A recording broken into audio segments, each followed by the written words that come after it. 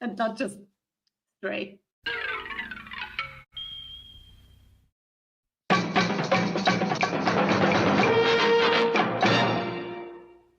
But that's all right. It's me and you. We got a special kind of friendship. I am not your friend. Sure you are. Fishing buddy?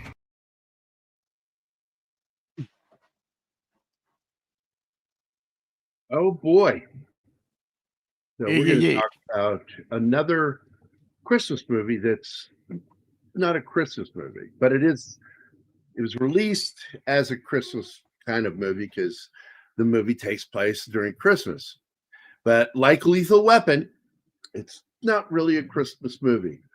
That's unlike the movie with Bruce Willis, which is a Christmas movie, because there's a rule. It's a simple rule. Tom and I agreed upon it, is that if you can remove Christmas from the film, if it changes the film, it's a Christmas movie. If you can remove Christmas from your story and it doesn't affect the story, it's not a Christmas movie. It just happens to take place at Christmas. And Lethal Weapon is like that. If you took Christmas out of that movie, it would still be the same film. It just wouldn't have the soundtrack that it got. And, same for this one. Yeah, and this film too, because it does the same thing. Takes place at Christmas. There's Christmas elements within the film, and there's Christmas music. But the fact is, you could take all that Christmas stuff out and use other music, and it wouldn't have changed the movie one iota. Whereas you would have had to alter the writing of Die Hard, because there's just so much Christmas in the story. The party itself only exists because it's Christmas. At the what's the name of the Watami Tower or whatever? Nakatomi Plaza. So now, I must elevate my voice of protest about this movie, because this is a commie movie. It's a movie against the personal enterprise. This poor alien, he himself is trying to lift up his business, and he's get put down. That's an interesting take. You could just say it's a racist movie because the alien is the bad guy. No, because the other alien is a good guy, so it balances out. He dies though, so one is unsuccessful and the other one is this evil. one dies too, so it balances out. Oh man, I remember when I saw this movie almost by accident on HBO when I was in high school. Fuck, do I like this movie? Well, we had the director that worked with Matthias, who plays the main villain in this, the main alien. He was in that movie. Was it called Last Kumite? Which was funny because Brian kept calling it Kumite. That's how Scottish say it. I haven't seen The Last Kumite in years. Well, it was years ago that we had him on here. It was like a year and a half ago, 2 years ago, when we had him on. The director. Dude, Last Kumite. That must have been at least 2 years because we haven't had Brian on forever. The pandemic destroyed my ability to measure time. Yeah, it really did. Let me find this movie, The Last Kumite.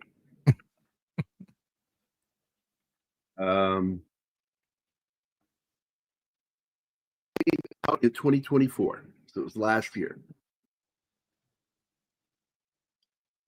And Matthias is in the movie. A whole bunch of people from. Is he really calling himself that now in America? What? That name. That's Matthias. I don't know. He's half German, so his name would be Matthias. That's one of the weirdest Americanizations. I know a lot of them do that because it's easier for them in America, but this one is just weird. Well, we have a name here in America that is pronounced Matthias. That's American. And it's a lot of times when you see somebody named Matt, it's either going to be Matt, Matthew, or Matthias. Those are the two to pick from. And the name is pronounced Matthias here in the United States. Dolph Lundgren was riding high on the success of Rocky IV, starring Sly. I didn't know Sly Stallone was in the Rocky films. Really? I think he does a cameo. Dolph Lundgren was noticed right away. Yeah, look, the guy's a fucking giant. And what's phenomenal is Matthias is taller than him. Yep. He's So so tall. They gave him those elevator boots too. But even without them, he's taller than him. him. And he's a beast, a fucking beast. And he didn't want to play the monster because originally he was hired to be the alien. And he didn't want to play that. He wanted to do the cop character because this would be the one film where he got to act and he would have more things to say than tough guy lines because he'd have a love story. There was comedy. And he's like, I finally get to act. And I will say that this happened after I had dinner with him when Jim Woodward kicked me in the leg for asking him a He-Man question. Because he said that he had been taking some method acting. I said, "How did you use that when you played in He-Man?" You deserved that kick. He fucking nailed me in the shin. He was worth it. What blew my mind is that he had to do all his own stunts. I mean, he obviously wanted to, but he also had to because he was so tall that they couldn't find a stuntman. Yeah. Of the same stature. So there was no choice there. Yeah, the last Kumite is actually pretty good. We had the director on here. We have the interview. If you go through and look up in our videos, look up the last Kumite, you'll see that Brian and I did an interview with him. Great interview. We, both he and I tried to get him back on to do another interview, Brian and I, and the guy's not responding to our emails. So I don't know what happened. But on Masters of the Universe 87, Sly said, "You're giving my protege this role." Oh, nice. Dolph was in the latest Witcher, fighting Sharto Copley. I know that name. Who is that? I know that name. That's the guy from South Africa. District 9, Chappie, A-Team. That guy, the fucking crazy dude. I love that dude. I wish he would go into better movies, though. It's like one of the best films he's in, and Anima enjoyed it too. He plays Madman Murdoch in the A-Team. The A-Team. And he was great in it. Dolph was. I don't watch that show. The Witcher, is that a show? Right? That's a Netflix show. He's fucking with you. Oh, I get it because. What's his name? Henry Cavill plays the white-haired dude, and then gave it over to what we refer to it as the lesser Hemsworth. Well, he didn't give it over. It was taken from him.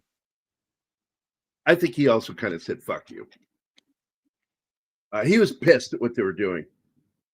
Anyway, good to see you, Reed. How you doing, man? Gambit's here. I think Gambit was one of the first ones posting. Right, Hardcore Henry. Yes, he was in Hardcore Henry too. Playing. I like that movie. That was that Russian dude that had done that fucking POV video. Yeah, and it's spliced and edited. It's like a video game, first-person shooter. And that video was just amazing. It got him that fucking movie. And Shalto was great in that fucking movie. Reed, I'm glad that got brought up, Reed. Because that movie just moved to the back recesses of my brain. We should do that movie. Yes, please. Let's do that. We're going to do it as a watch along using that service. So people you can play the slideshow and we can also play the movie so people can watch it along with us. I think that'd be fun. By the way, Martin, we tried that the other day. We watched a movie being in StreamYard and using Cosby, so we know how that works now. And also how you enable turning the microphone on for everybody but the admins. In fact, I will give you my login for that, so you're able to log in there easily, and you'll have full management of it. rather than because she's an administrator. But I only get admin. Yeah, she gets You get admin. full control. You have full control over it. That way, you don't have to worry about anything not working right because you manage it. Well, the only important thing is don't pause the movie because it will jump, but nobody pauses during a watch-along anyway. Oh, Gambit, it's a pity that you didn't like the A-Team. I grew up watching the show, but I think I like the movie better than the show. Well, I like the violence better, but they had some like absolute ridiculous anti-physics things going on. Because as cool as that scene was with the tank, but that was awesome. I know it's but impossible, it was but it's awesome watching. But it was like I'm just sitting there, the science side of me going, "You can't do that." But the kid in me is going, "Fuck, that's so cool." The only thing it bothers me is that they turned down Mario Baracus. He should have been more intense. Oh, yes, far more intense. He should be like their version of the Hulk. Yes. And what I would have done with him is have him like, being a little bit timid at one point. And they're like, we really need you now, BA. We need you now. Now. And then he just like, I don't know what he does, like pokes him now. And he goes, don't do that. Now. And then he just fucking losing, just goes full Wolverine mode, Hulk mode on these guys. That's what I wanted from BA. And I agree with you. But I still enjoyed him. He's fun. I enjoyed that whole fucking movie. I was sad. Of course, that it didn't get a sequel. It's not easy to fill in the shoes of Mr. T. It is not. With him still alive. Thank God. Yeah, praise the Lord, man. I'm so grateful we still have him. Fought cancer and won, man. That's a fighter. So, Shalto was also good. I haven't seen that one. I don't know this one. What is this? A TV show.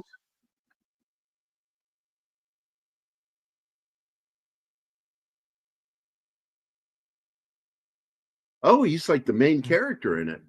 Oh. Powers. I guess I'll have to watch it now because I'm a big fan of Sharto. I can even overlook all the mistakes in the movies in which he's in. Well, I get so annoyed that because what's his name that directs him so often is a socialist, and he annoys me that you can't make a single movie without your fucking politics being in it. Other directors can do that. In fact, they hide their politics in their movies, and we're just talking about it with the gentleman that's directed Superman. He hides his politics in his films. Lethal Weapon, he hides his politics all over the place. In fact, I showed Anima one clip where Gary Busey's walking through Murtaugh's house at the end in the third act, in the final act. And he's walking through the house looking for everybody, and it cuts just from the corner of the refrigerator. There's a sticker up on the refrigerator that says "End Apartheid." Free South Africa, end apartheid. Free South Africa, end apartheid. I have no That's problem right, Gambit. that. That's okay. It's not in your Wait a face. minute. I think I've seen the one with him in the Snickers ad. I've seen that one. It's good. It's really good. So it's based on a game. I'm assuming Popcorn. I pulled it up here. Here, let me share it with you, Martin. I'll put it in the private chat and in the public chat. This is that Powers TV series. So I'm going to have to check this show out. There we go, guys. That's the link to the IMDb page.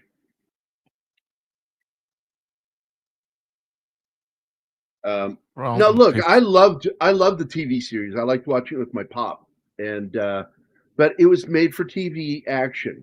It was made for family hour TV action. So you would have the famous catapult explosions where the guys would stand on a platform and then the explosion would go up behind them and then they would be catapulted through the air. And nobody ever was seen dead. There's no blood.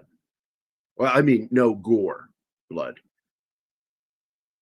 So there you go, guys. If you want to check out this show, Adam and I will be checking that out because I like that guy. He's a good fucking actor, dude. He really is. And the best thing is he never studied acting. He was the owner of a TV network, and his first acting was in District 9. This first and he's job. really good in it. He's Yes. funny as shit in that movie. Like, if that guy never took acting lessons, man, he was born talented. And I love seeing shit like that. But you got some good people in this thing. You got, Aslia Rulin, real pretty actress. She plays Callista in it. Charlton Copley plays Christian Walker, one of the main characters, or the main character. Adam Godley is in it. What are you talking about? Powers. Oh. Michelle Forbes, gorgeous girl. She plays Retro Girl, one of the superheroes. The late Michael Madsen plays Patrick in it. Back before he went totally weird, Eddie Izzard is in it. Yes, exactly what I was thinking. I miss old Eddie Izzard back when Yeah. he wasn't a fucking cunt. I love that guy. He's so fucking funny. I didn't care he dressed like a woman. He was very hetero in his behavior, and I loved his comedy. He's funny as shit. Yeah, but you also got he implanted boobs. he what? He got himself boobs. He put I it don't know when he implants. did that. Really? When? Yeah. When? Was I it don't when know. after he went weird after the whole woke thing started? After he went weird. I assume. Yeah, it's during the woke years he went weird. And I think that's what you're saying is he did that. Noah Taylor's in this movie too, is Johnny Royale. He's a really good fucking actor. It's got a great cast. Really good cast. Oh, District 9. I feel betrayed every day that I haven't seen the sequel to that. In which the aliens Instead, come and enslave all of us. Matt Damon movie, which I don't like that movie because it's nothing but socialist and communist manifesto garbage. Yeah. And I'm like, look, man, if you make something woke or about your political leanings, make it good, and I'll watch it because Battleship Potemkin is fucking communist propaganda, but it's a great fucking movie. That movie just annoyed me. The tech, the action, and the violence are awesome. But man, the message of that movie is Yeah, and I got worried after that film when Blomkamp was pushing to do the Alien. Yes. And I got nervous about that. And it was going to finally show that Hicks was still alive. Yeah. And he didn't die. That Alien 3 was nothing but a fever dream, I love that idea, but I got so nervous about him because he's really kind of pushes the communist thing. He did the same thing with Chappie. No, Chappie's the less communist. Chappie really? is, yeah. There is no politics. Chappie is only anti-military. And why did that's what it was. I didn't like that.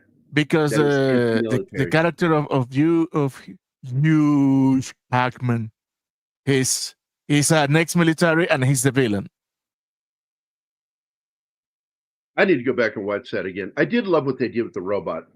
By the way, Anima got to at least look at one of the hateful reviews from one of my books, where they referred to my book as idiot, a complete fucking buffoon. He's like, this film is, this book is clearly propaganda, military propaganda. And stop talking like that. No one understands you. Well, it's a fucking retard. You understood that? Well, yeah, because he's criticizing that it's not historically accurate and yada yada yada. Then in his last paragraph, he adds the conclusion, it's a pity that I'm not qualified enough and don't know enough about the history to blah, blah, blah, blah. And I'm like, what codename Geronimo? Yeah. Oh my. He basically says, I don't know shit, but I'm still talking about this. So, yeah. And then he said it at the end, because I have having these interactions in my days of IT. People start their interaction with, I don't know about this, but this is wrong. And I'm like, motherfucker. Yeah. You don't know about this, but you know it's wrong, right? But the whole reason why I went to look for that was, and apparently, I guess he purged his old system. Perez Hilton reviewed my book. Really?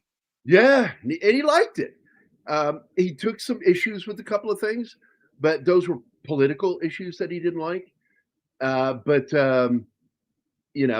overall, he said it's well drawn historical drama, and I'm like, wow, that's cool. Hey, D-Bud.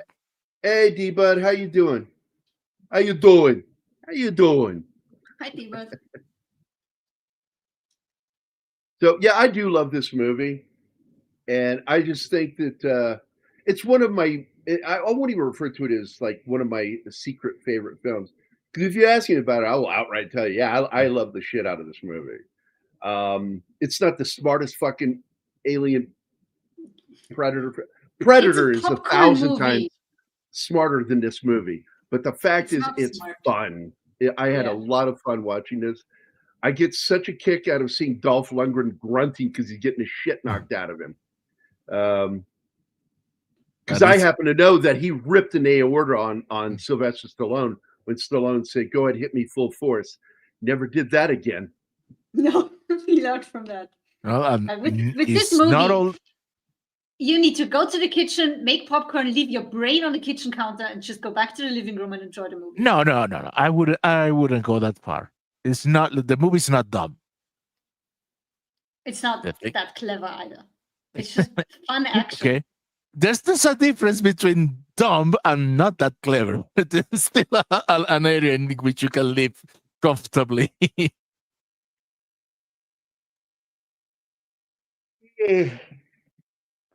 Yes, I must break you. And I like the final line, but I wish he had just ended it with and you go in pieces. That's where it should have ended. Yeah, I didn't like the adding of asshole. That was unnecessary. And I felt like it stumbled over the best line, which is, and you go in pieces. Yeah, they just needed to make sure to drive his character over. So he's just like that. So the thing that bothers me with how the alien dies, man, Dolph shot at him with a shotgun in his face several times, and it did nothing. But he gets impaled by a pipe. Now, also because of the limited budget, I wanted to point out that they left out the alien ship crashing. Yeah. So you just see him walk out like, did you crash or did your ship crash? It is the alienator. It doesn't really matter. To me, this guy, I like this guy, Matthias Hues. Pretty good actor for what he's doing. I don't know if he's any good in anything else. The only thing I've ever seen with him, other than this one, is Last Kumite. Kumite. Yeah, sorry. Last Kumite. Fucking Brian. Because I'm like, what word are you trying to say? And then he shows me the poster. I said, that's Kumite. It's a Japanese word meaning to fight. Even it's in Bloodsport that even they say the name. Yep. Now they got Sherman Howard in this film, and he was a bit of an actor on TV at the time. And I'm trying to think of things that you might know him from, but he was in one show that I watched a lot called how was it called? Good and Evil, I think it was, with Terry Garr. And he's a really good fucking actor. He's been in Day of the Dead. He was in Lethal Weapon, by the way, too. There are so many connections between this movie and Lethal Weapon. In fact, the original name for this in 1984 was Lethal Contact before it became Dark Angel. And that it was released as Dark Angel overseas, but they had to change the name in the United States because there were 2 other projects at the time with that name. And so however, on Peace. HBO, it was released as Dark Angel. Well, yeah. I'm talking about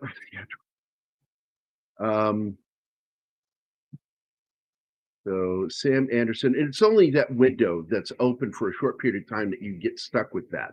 A year later, they could have named it Dark Angel in the theater, but because it was in close proximity to the release of the other, they got stuck having to change it. And it only had a limited release in the United States, and it went straight to video, and that's where it made all its money. But you've got some really good actors in this film. You've got David Aykroyd is in it. He was big in the 80s and 90s. Sam Anderson is really good actor. Michael J. Pollard, for God's sakes. People go, who's Michael J. Pollard? I said, you ever heard of Michael J. Fox? They go, yeah. Well, he borrowed the J from Michael J. Pollard for Michael J. Fox because he's such a fan of Michael J. Pollard.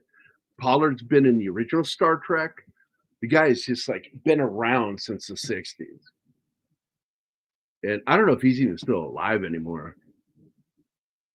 Let me go look and see. Nope, 2019 he died. Other parallels with Lethal Weapon is the 2 partners that dislike each other. And they That's are such working. A classic, though. And they are working to catch drug dealers during Christmas. Yep. That's such a classic buddy cop trope, though. One partner dies, partner ends up with another one. They hate each other. They still do what they are supposed to do, and they end up liking each other. That has been done so many times. It's still good, though, because one is this fuck rules and fuck clothing, proper clothing, and the other one is but the rules. They are opposites, and it makes it even more fun.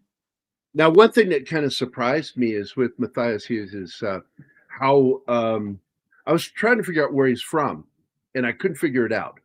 And Anima was even trying to figure it out because of his accent is so soft.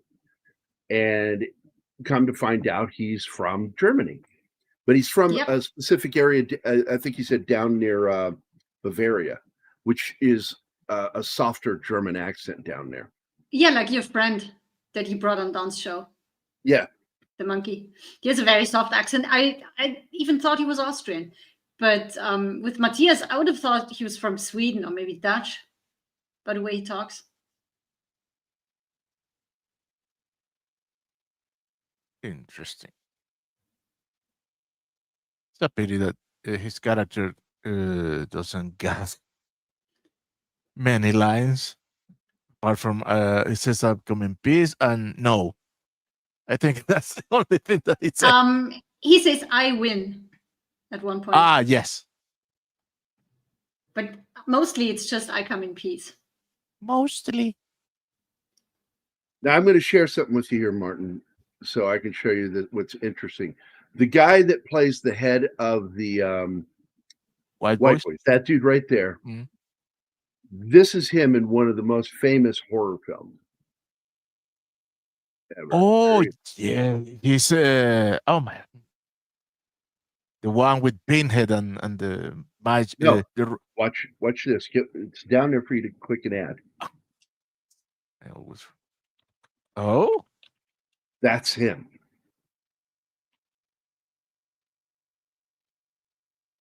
And that, of course, is from Day of the Dead, 1985, the lesser of the Dead series.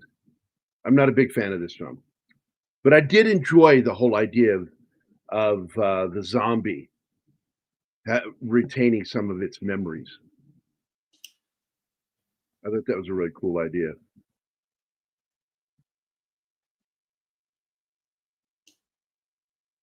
It's not southern Germany, surprisingly.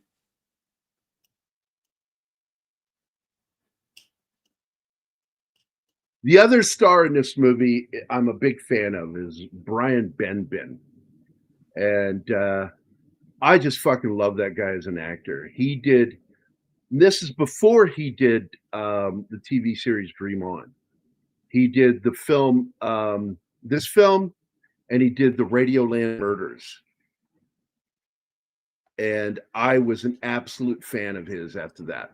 And I started watching Dream On in 94 after Radioland Murders.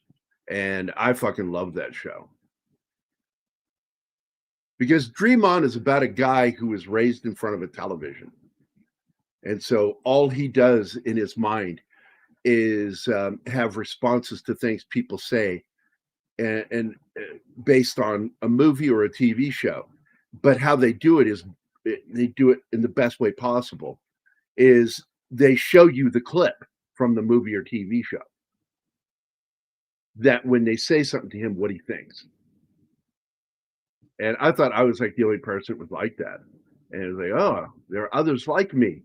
Keith's like that too. Keith has thoughts based off movie and TV clips when people say things to him.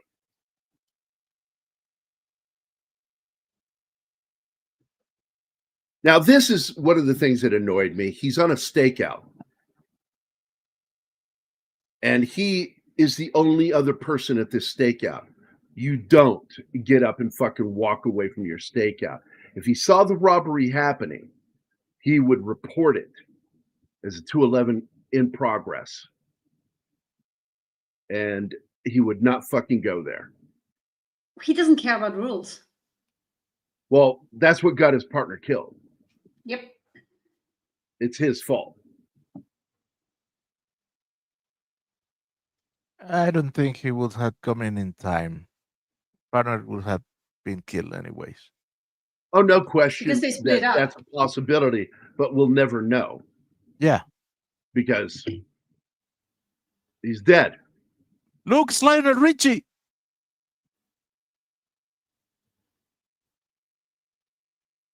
Nothing? Al Leong is also in this, by the way. I wasn't looking. I was reading something. That guy? His Yeah. partner? Lionel Richie? Yeah. Yeah, I don't get that. Looks like Lionel. Okay. Forget about it. I'll take your word for it.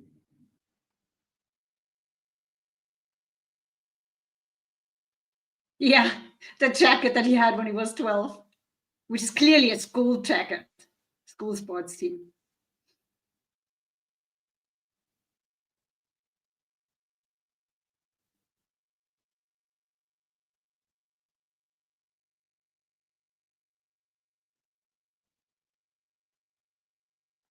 Lex Luthor? Which one?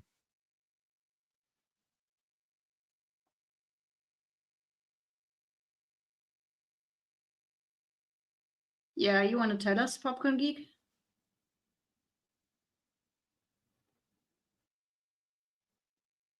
Another show that I watched later on with Brian Benben, it was pretty good, was a TV show called Imposters. It was, I'm not sure, did they get, I thought they got 2 seasons. Hold on, let me look. Yeah, they got 2 seasons on that show. It was a pretty good show. Never heard of it. The basic premise, let me read it to you.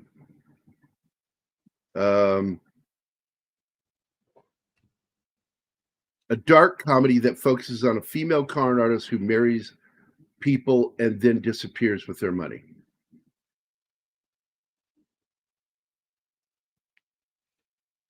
And Brian Benben and another woman play her teachers, the people that taught her and are kind of like her foster parents. And they're funny. It's funny.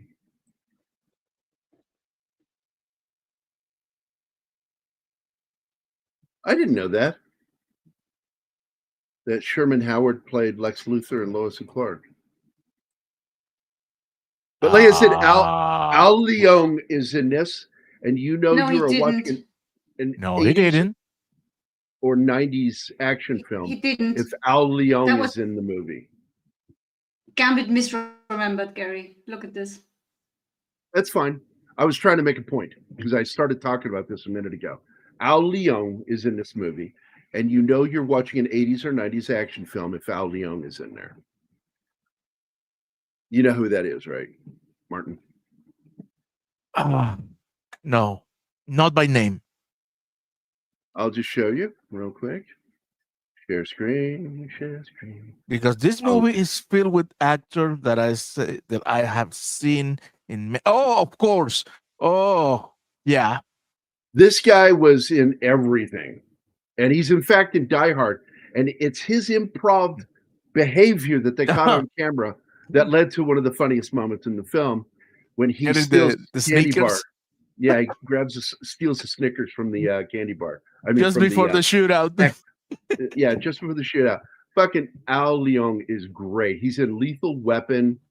He's in Big Trouble in Little China. This guy was fucking everywhere. Yes, he plays Genghis Khan in Bill and Ted's Excellent Adventure. There's a meme of him that says, if you grew up in the 80s, you know every time you see this guy, shit is going to get real. Yeah. Because in real life, he's a real martial artist. And that's why they liked having him.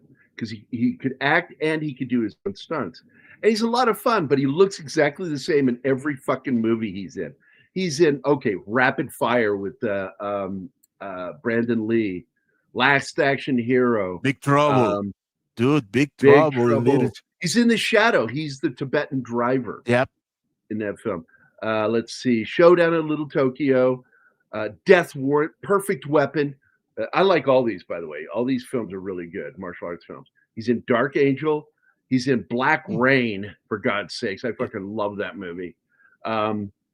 It's They Live. He's in, I don't remember this one, Broken Angel. It was a TV movie. I don't remember that one. Action Jackson, who, by the way, that movie was also this director that made this movie. And you promised me that we were doing Action Jackson. I'm calling you out. He promised me we're doing a lot of movies for years, and we never do them. That's how it works here, Martin. As I've always said, I would rather owe you all my life than cheat you out of it.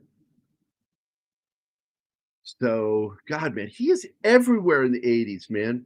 This is another one I want to watch, too.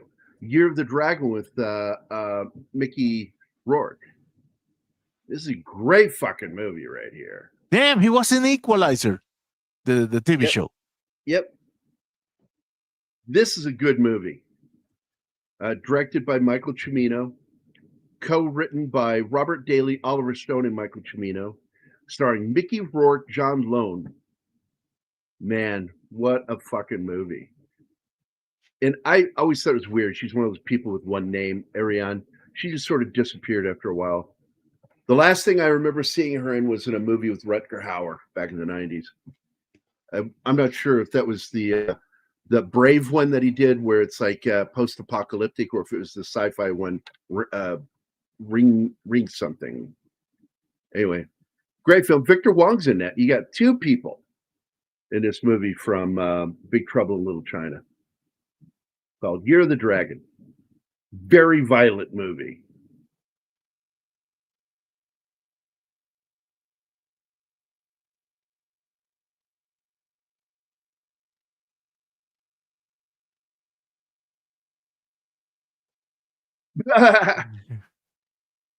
Yeah, I wasn't there that night. That was I love the clips they have that one, because they have two clips from that movie.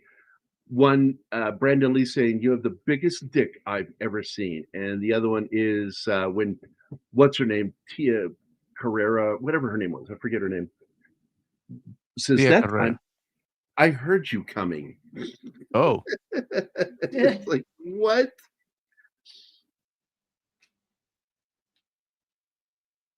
And that's another good film too. Anyway, Thief is a great film. James Caan.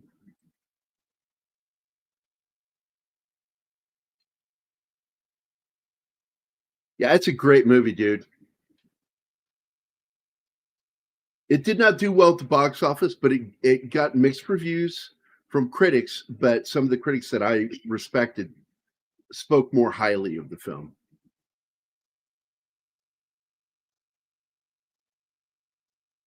Yeah, I always warn people.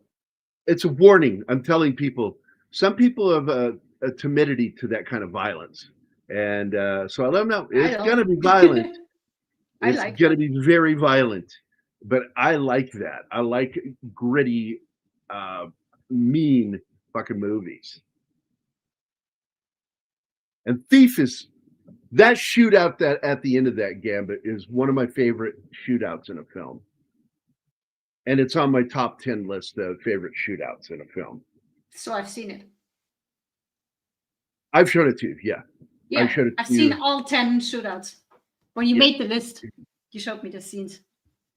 The grin that Dolph has on his face when Tia Carrera says that line is priceless. I agree, man. He's like, that is a shit-eating grin right there. Yeah, I think when you look up shit-eating grin, that photo is next to it. Yep. What movie was that, Martin, where the guy says, if you look up the word idiot, he goes, I know, my picture would be next to it. He goes, no, the definition would be next to it. Are you a fucking idiot? No, that's unknown to me. It's from a movie, and I can't remember what it is. It just pops into my head.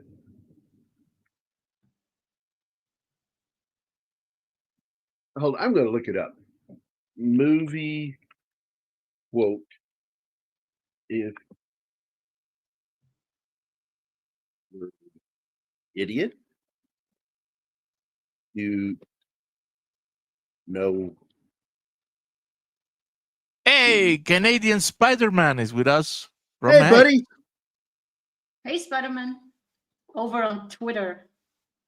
Or X or whatever. That was it. It's Gay Perry in the movie Kiss Kiss Bang Bang. And he looks at Robert Downey Jr. He says, if you look up the word idiot, do you know what would be next to it? And he goes, I know. It'd be a picture of me. No, it would be the definition of the word idiot, you fucking idiot. That was where that came from. What a great movie. Have we done that one? No. We need to do that one. I love that movie. We'll never get the sequel. Never going to get the sequel. Breaks the heart. Yeah, sad. We only get shitty sequels now, not the good ones that we wanted. Oh, but it is listed on one of our shows called Val Kilmer's Top 10 Films and Keith's Weekend Update, Judge Dredd. Saturday morning fun time from 2 years ago. And on my list were the top 4 were The Saint, Real Genius, Tombstone, and Mars, but we also talked about that movie too. I fucking love that movie. And I've always believed that a quasi-sequel was kind of made called The Good Guys.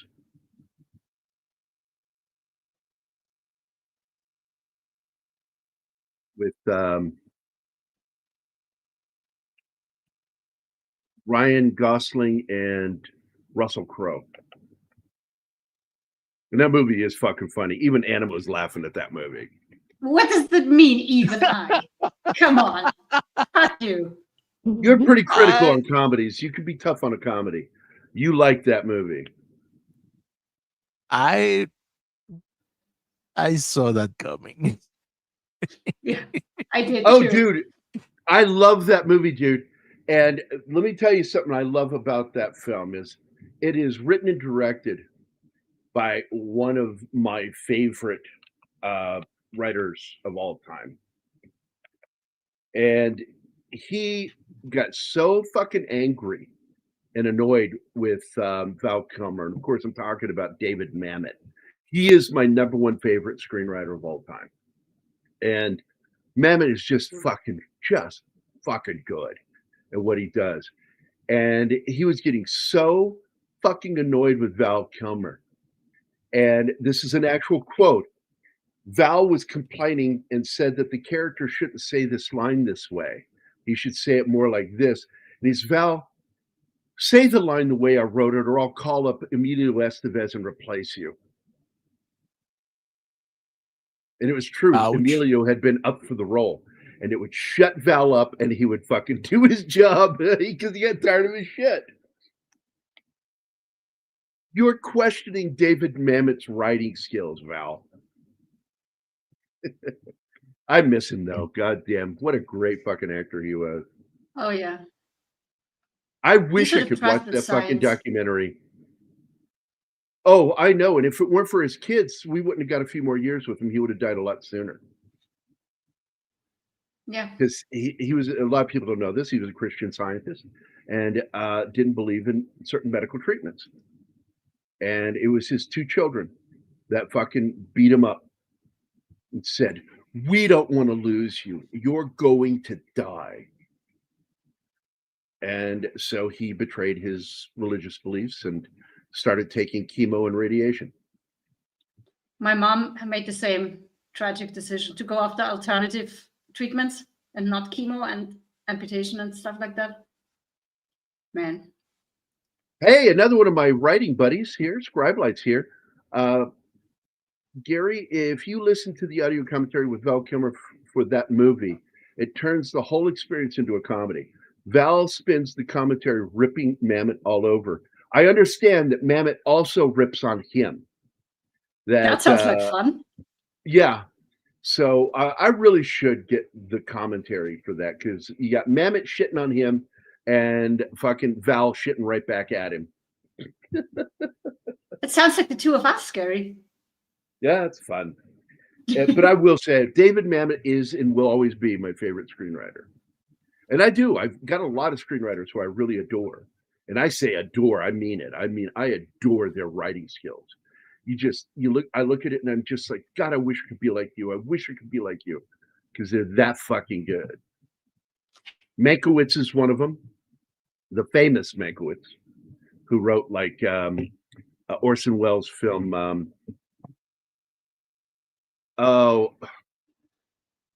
Why am I drawing blank? Rosebud at the end. What the fuck?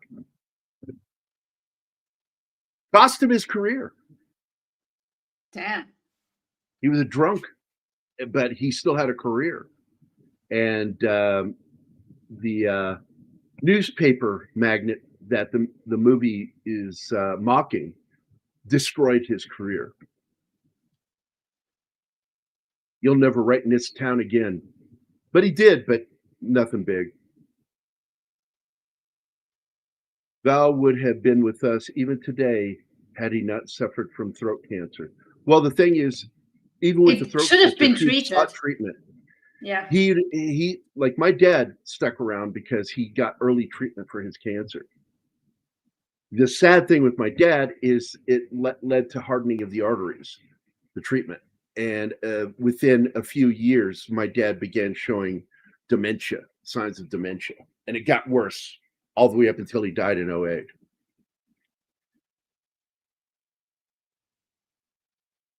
Yeah, it's like, and the thing that sucks is I couldn't talk to my dad anymore. I got so frustrated because I'm raising my daughter. And raising her, I tell people, as much as I loved it, man, it was hard. And she got to a certain age and it became even more difficult. And I was struggling and financially because we went into a recession and I couldn't get regular work anymore. And I had to survive off of freelance work to, house and feed my kid. And I've never really recovered from it. The Obama years completely destroyed any chance I ever had. And even though I know it's personally not his fault, it's his administration's fault. And it destroyed my career. This is good. There's Michael J. Pollard right there. Little tiny guy.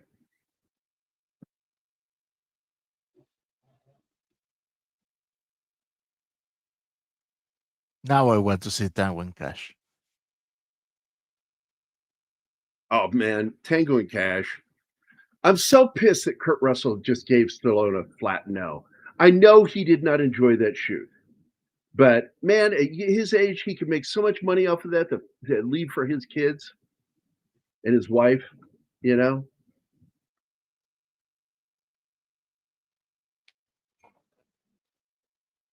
Yeah, my dad was a fucking wreck, and I couldn't I didn't talk to him from the end of '07 till he died the following December in 2008. I didn't talk to him, and I feel bad, but I know why I did it because he began to blame me for things, and he treated me like the enemy, and it was all my fault that things went wrong with him, and I sat there and I took it for a while. I knew it was the dementia, but I finally turned to my cousin and I said, "He's your responsibility now. I can't deal with this right now. I just lost my job, and I've got to figure out how to take care of my kid." And then he died, and I'm like, "Well, shit." I always thought we would be able to circle back, and boy, was I wrong.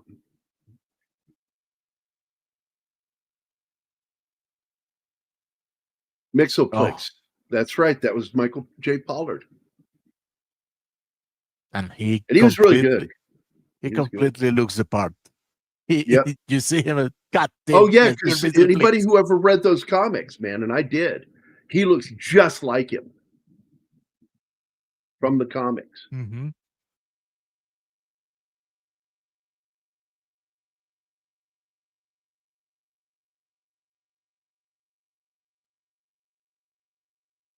Oh, this guy, he doesn't he survive? Yeah, because this is when the other alien shows up. He dies. Yeah, I could have sworn he got him to the ground, and before he could do anything, I thought that's when the other guy showed up, started shooting at him. Oh. And I love the effects in this. They're really cool, very practical. Yeah, the host is shot in reverse. Oh, he did do it. Yeah, he did do it. He stuck it in his chest. Yeah, this guy's dead no matter what because he's injecting pure heroin into his system. Because that's the only reason why he's there. He's overdosing people with heroin and then harvesting the endorphins from their brains to create his super drug. Because endorphins on his planet are an illegal super drug. And he wants that.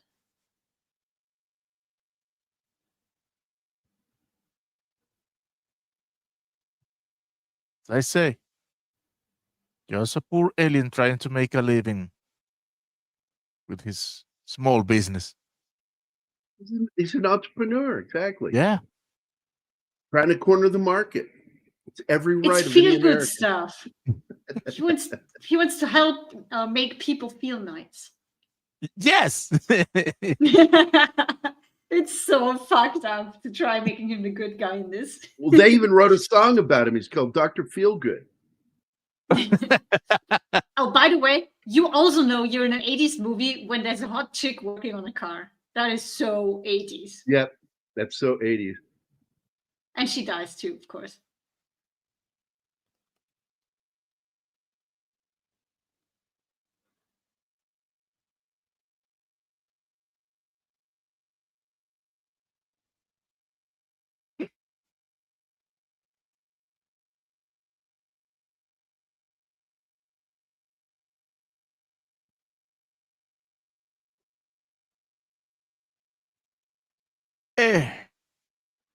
Hello, Bankman's girl. Hi, Bankman's girl. I'm missing Snorty. He was there before we started, but I haven't seen him since. Oh, I think he's waiting for his video to talk to us again. You think? Because I was waiting for him to show up. No, we didn't. No. But I didn't bug him because he was not in the chat anymore. So if we don't even know if he's here, why play? Snorty, if you're among us, give us a signal. Yeah, give us a sign. Snorty, if you're a fungus among us. Blink twice. No, wait, that was something else. Hi, Venkman's girl.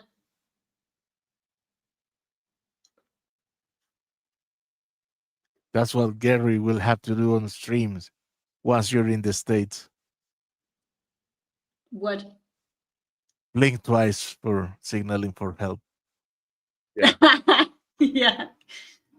Because he's not going to get away with shit anymore when I'm next to him. Yeah, Gary's going like to be. I wonder. I told her, you do know I'm going to sexually harass the shit out of you, right?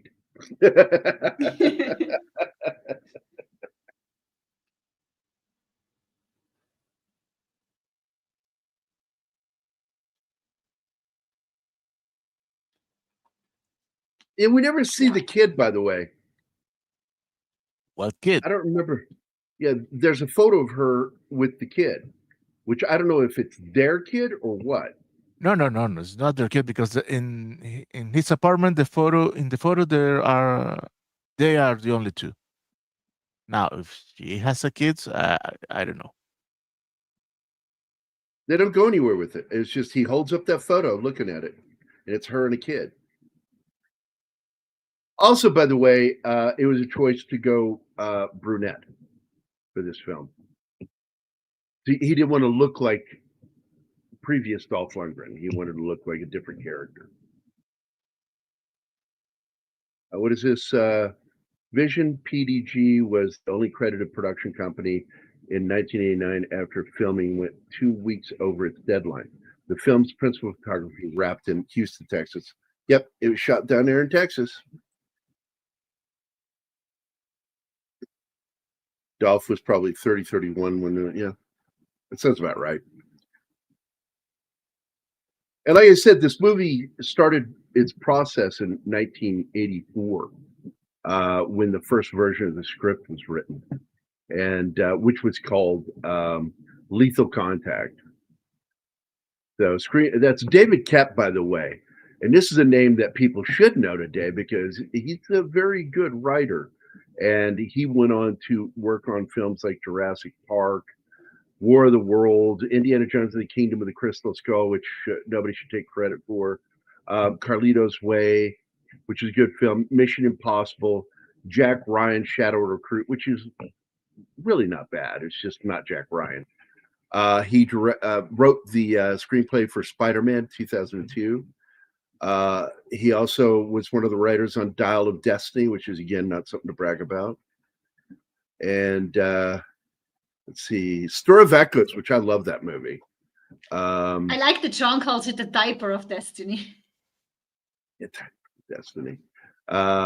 He did the film Ghost Town, which is actually pretty good. It's another Ricky Gervais film that I thought was very enjoyable.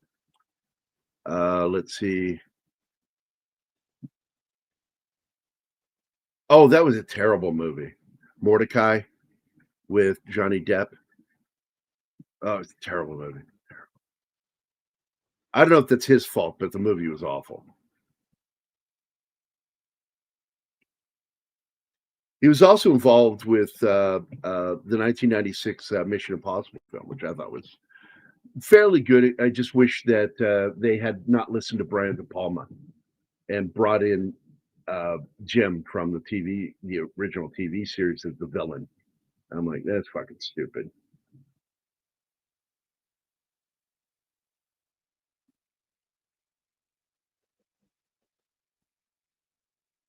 Yep, there we go. Right. You doing any camping out fires this week, Canadian Spider-Man? I think one of my favorite videos, I was hanging out with him. I was with him and Steve, and I'm trying to remember who else was in that room, that lobby with us. And he was stoking a fire out somewhere in the wilderness of Canada.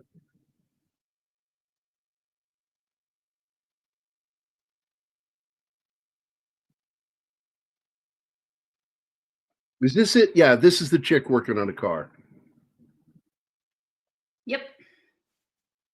This is Anima's favorite scene. Hot girl gonna rip that thing off. Got them boobies. Boobies. Yeah, that's your favorite scene. You're the booby guy here. Excuse me? Yeah, that's why I brought his name up, Gambit. I mentioned his name because I knew he made the film. And the decision to do that, make Jim the villain, was his doing.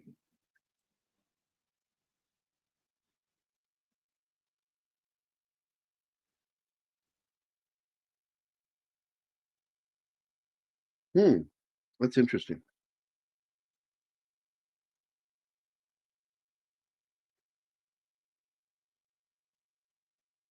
Yeah, I love this fucking crackhead friend. Lundgren. All hopped up on speed, and he goes, "This is Agent Smith from the FBI." FBI, and he's like trying to pull all of his pills off the countertop. Oh shit! He said, "We're not. I'm not interested in that. The guy is no interest in that." He's taking his amphetamines with hyper caffeinated coffee. That just tells he's been doing it for a while. He needs a lot to feel it. That heart is gonna explode. You had an inkling. I did know that. Okay. I prefer Deep Impact over the other film that came out the same year with Bruce Willis. As far as the story goes, but as far as the fun factor goes, the Bruce Willis. Of course, the Deep Impact is not a fun movie. It's a it's downbeat. Drama. The best moment in that fucking movie is when Tia Leone shows up at the beach.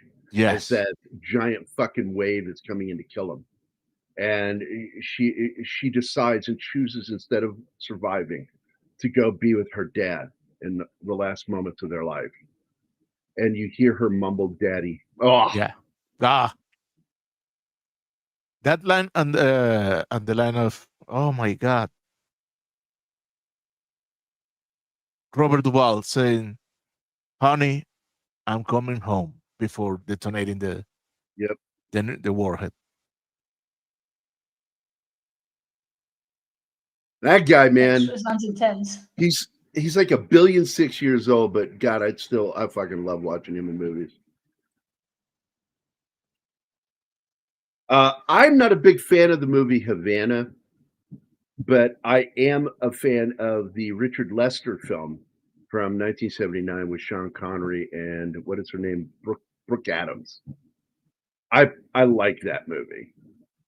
Chris Sarandon is in that one too, by the way. He heads back to his house. He's a rich guy. He's like, nothing's gonna change. He goes out there, swimming in his pool, and he looks up, and some armed revolutionaries come running up to him and just fucking smoke him like a Cuban cigar. Yeah, Armageddon. As far as story goes, I prefer Deep Impact over Armageddon, but when it comes to popcorn factor, Armageddon's the better film. Yeah, if you want a serious movie, watch Deep Impact. If you want what you want is a fun time, Armageddon. I remember the one thing that pissed me off about that movie, Deep Impact, was when they showed the two kids leaving their parents on that dirt bike to get up that mountain to survive. Yeah. Well, I was like, that wouldn't. Yeah, that's not how it would work. But okay. I could make my own fan edit and take out all unnecessary scenes of the kids.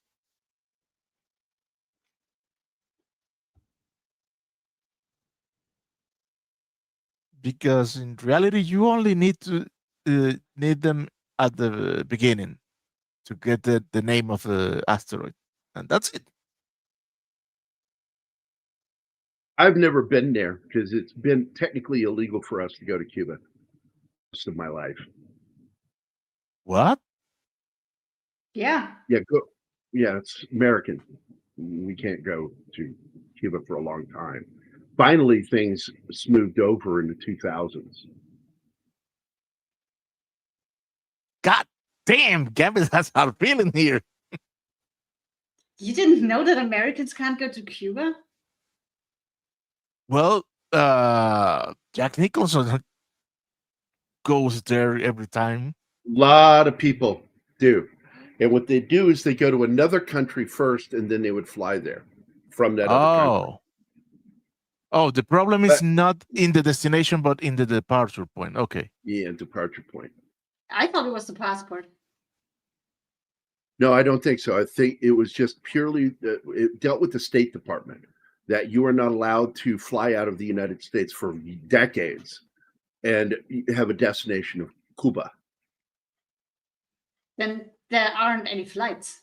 So you have to go through other countries. Yeah, so you go to other country, and then you go through that country into Cuba. Gambit. I'm not a fan of slow-mo. Yeah, I don't like slow-mo. However, when the two shuttles are taking off and you see them rotating, and that scene is awesome. Absolutely impossible because you cannot put the two shuttles that close to each other, but looks awesome.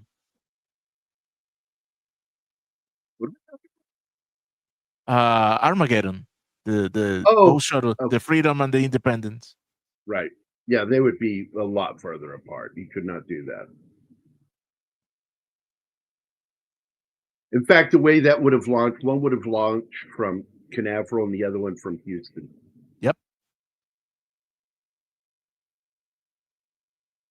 Oh, Gambit, the dude, for the love of God, do not watch then Zack Snyder Justice League, because I say 25% of the movies in slow motion. Oh God. Yeah, I hate That's nothing slow-mo. for me then. Yeah. Occasionally it works for me, but the reason why it's in American cinema is because of Sam Peckinpah. He had seen it in Japanese cinema and he brought it to American cinema. And it was the first time he used it was in the Western ultra-violent Western film he did, not Dirty Dozen, what was it? The Dirty Bunch? Don't know. The Wild Bunch with Ernest Borgnine, Forsyth, and all those guys. It's a great film, but he wanted to show the violence in slow motion. And then he replicated that again later on in his film Cross of Iron, where he shows a German being blown into the air in slow motion and a piece of metal. They used a wire to do fishing line to do this. As his explosion goes off, he spins through the air and a chunk of bloody metal goes flying out of him. Holy crap. Past the camera. And I'm like, that was neat. I got to admit, that was What movie is that? Cross of Iron.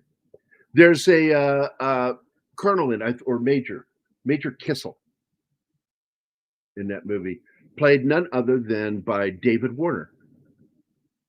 How many lights do you see?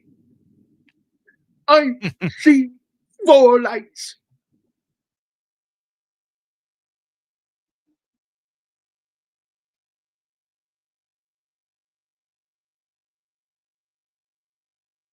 Man, I've seen David Warner play from villains to good-hearted, almost naive man, and he always nailed it. Yeah. Then I'm not watching Armageddon ever motherfucking again. We got the point, Gambit. that was a bad experience for you, my friend. I understand you. I have had those too. This is where we see Al Leon. That's him. And curiously, he doesn't die in this movie. Yes, he does. Ah, yes, right. In the alley. Yeah. Because you think he's waiting, standing there, but he's actually dead. So he's Asian Sean Bean. He always dies. Sean Bean. Right. We shall call him Sean Bean Leon.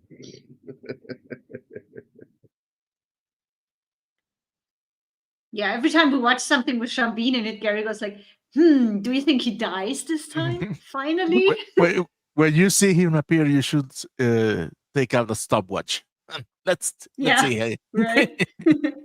Let's see how long he makes it this time. Oh, 12 minutes? However, in Heat,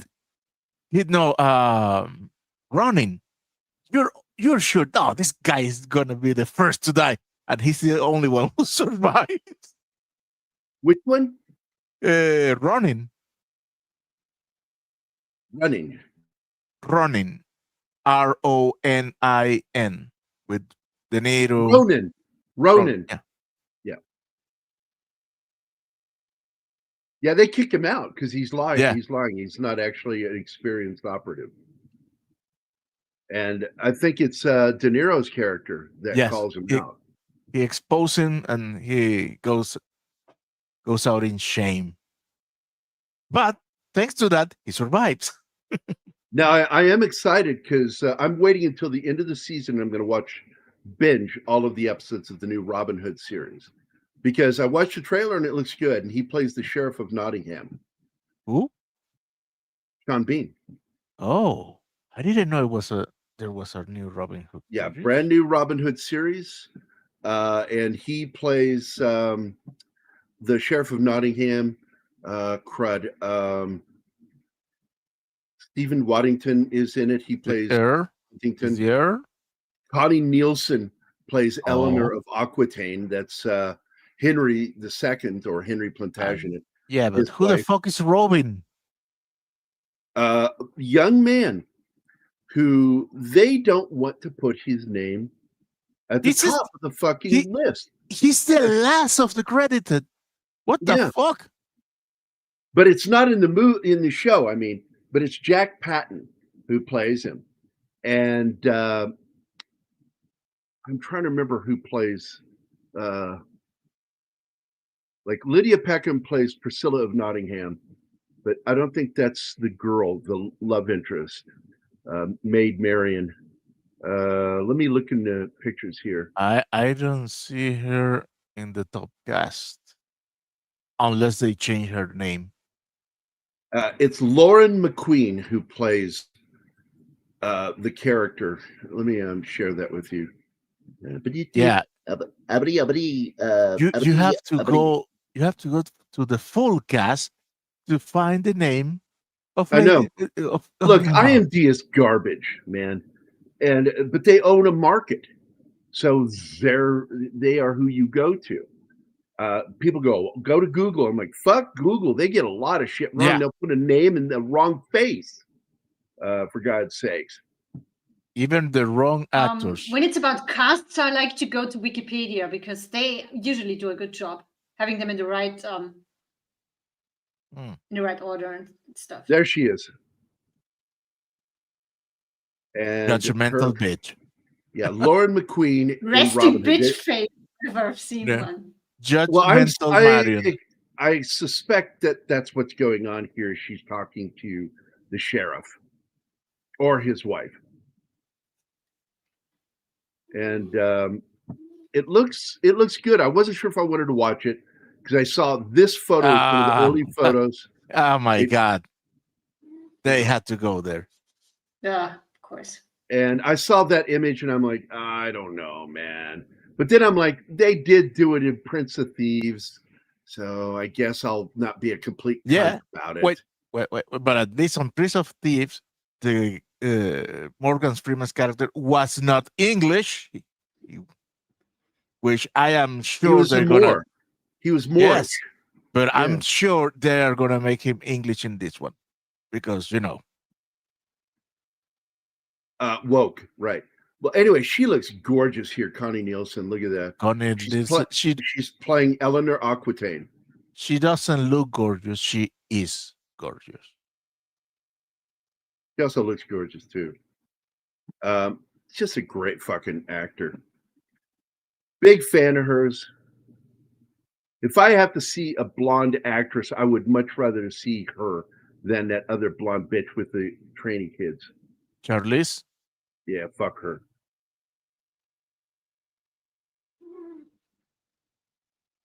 I'm looking to see if there's any more good photos to look at here. Total of 10 more pictures here. Let's go to the list. I like that they show the contest with the bow and arrow in the show. Here we go. That's clearly, I don't care about the actors here. Will Scarlett and the giant. What's his name? Little John. Little John. Yes. I love that. I love fern gullies, by the way. They're gorgeous. Yeah. One of the cool things about them, and I don't know if you've ever been to them, is when you touch the leaves, they fold in. It's so not always cool to watch. Well, not the ones always. I've been to. Yeah. Always for the ones I've been to. Every fern gully I've ever gone to, they were the touch reactive ferns. All right, let's get back to this movie and wrap this shit up. We're far from wrapping, my friend. Yeah, we have half an hour more in this slideshow. Douglas was the seminal silent movie version, and then Errol Flynn was the live action Robin Hood that everybody has had to live up against when they try to play the part, and nobody's ever played it quite as well as Errol Flynn. He also has one of the single best sword fights between him and Basil Rathbone. And Basil Rathbone was a competition level swordsman, and served in the military as a trainer for sword fighting. So he knew what he was doing. And he said the single best swords fighter he ever went up against in a movie was Christopher Lee.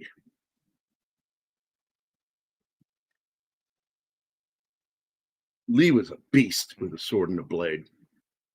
That's why I laugh when I hear that story when Peter Jackson says, you know, how you sound when somebody gets stabbed in the back. He goes, "Oh, my boy, I know how it sounds when a man gets stabbed in the back very well." It's like, it's time, Peter, to shut the fuck up and let the guy who knows do his thing.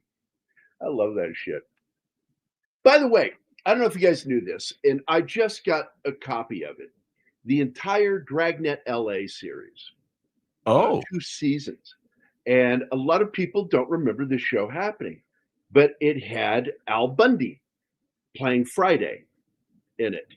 And the kid who played opposite him in that comedy of the stepfather having to go get the kid from the boys' school and bring him home for Christmas. Dude, I just checked and it's right. Little John is a black dude. Oh, that's Little John. Jesus fucking Christ. Maybe it's better I haven't watched it so far. Because the other guy looks like he should be Little John. That's bullshit. Maybe he's the Frere. I would have accepted that before Little John. Because Friar Tuck was not really in the story early on. He was brought about later. And so I could buy somebody from Africa being ordained. Check out that Jamaica hat, man. Hey, where'd you get that Jamaica hat from? Jamaica yourself? You. Dutch. That's the movie. I fucking love that movie, man. I love that movie. And the kid who plays his stepson in that, or adopted son, I can't remember, been too long, is the one who plays his partner on the first season of Dragnet LA. And then for some reason, he got replaced for season 2. And I don't know what that was about. There was some sort of shit going on behind the scenes to get him off the show. I just remember the hubbub reading about it at the time. And I think that killed the show because audience liked the relationship between these two, because in real life they were friends. So yeah, they've always made him a fat dude, but I don't think he was fat, and he's based off a historical character. A lot of the characters in that story are based on real people. And he's played by being played by a skinny dude. Yeah. Okay. That makes Men in Tights more accurate. I Look, mean, man, he was I a hate monk, that movie. and a lot of monasteries were huge in making beer. So why would he not have been a bit chubby? He likes to sample his wares. Yeah, Quality control, my friend. Quality control. exactly. I've That's always what it told is. people the last Robin Hood film, I kind of liked it, but I knew what was wrong with it. The one with Russell Crowe.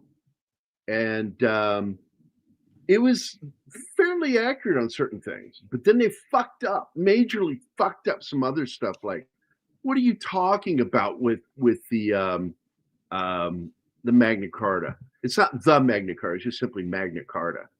And I'll tell you right now, D-Bud knows that too. You're not supposed to say the Magna Carta; it's just simply Magna Carta. You go. That's when they signed Magna Carta, and I've even seen Brits fuck that up. And I tell people that if not for Magna Carta, we wouldn't have our own constitution here in the United States. A lot of what was in there was based off of Magna Carta. And that William Marshall was there for the signing of Magna Carta with Prince or King John. And at Runnymede, and it's like what they show in that movie is historically not just wrong, but it takes place like years apart. And they show it all happening at once. It's like, oh man, they lost me at the end of that movie.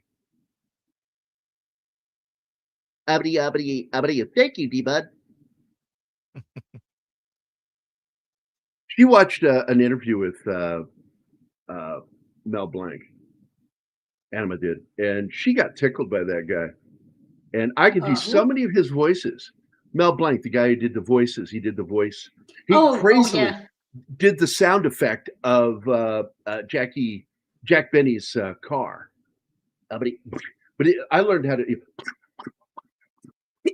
He's funny. He's really funny. Anything that he could do the voice of, I learned to do.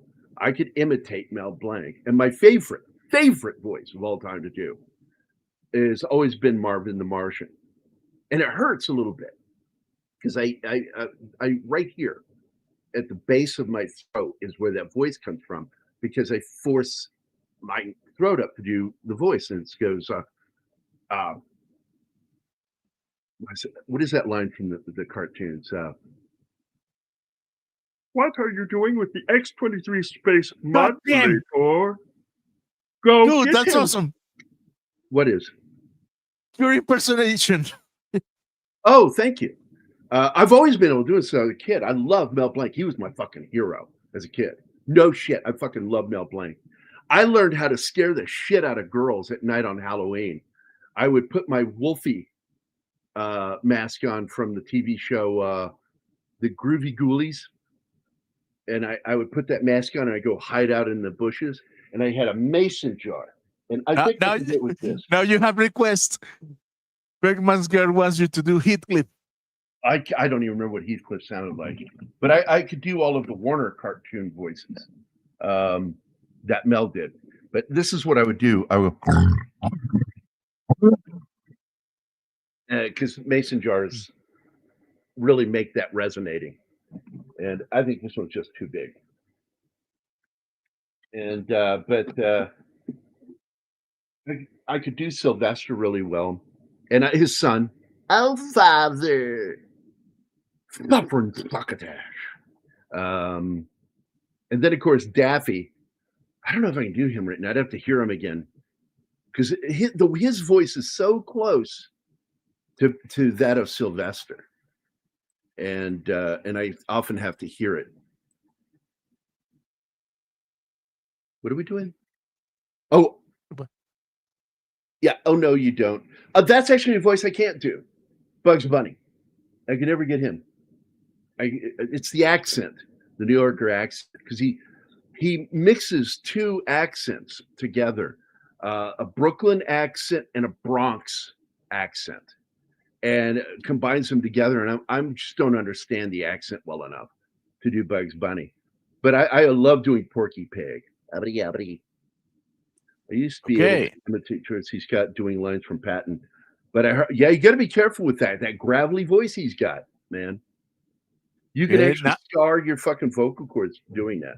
This is the good alien dying, by the way. Yeah. Guess we still have a movie running here. Yeah, nobody cares. Now that we have confirmation of Nordapupu's presence, there you go.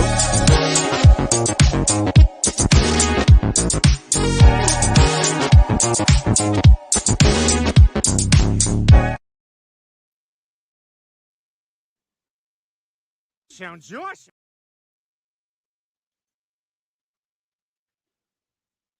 Let me hit play again. I like that the alien disintegrates when he's dead. No, he doesn't disintegrate. He combusts. Yeah, he explodes. No body left. But he actually speaks way more. He makes the joke. Evil alien. Yeah, well, he's a cop. I don't think they're even the same species. And I fucking love Ben goes, well, at least we got proof with his body. Yeah. Yeah, but we have his gun. All he cares about is having proof that aliens exist. And I don't think they're the same species because his eyes are different. Yeah, no. They're white, but his head is different. No, the head is not different. The haircut is different. Well, that doesn't say much about species. He's got a big fucking giant, enormous alien head. The other guy has a normal head with long hair. I don't think they're the same species.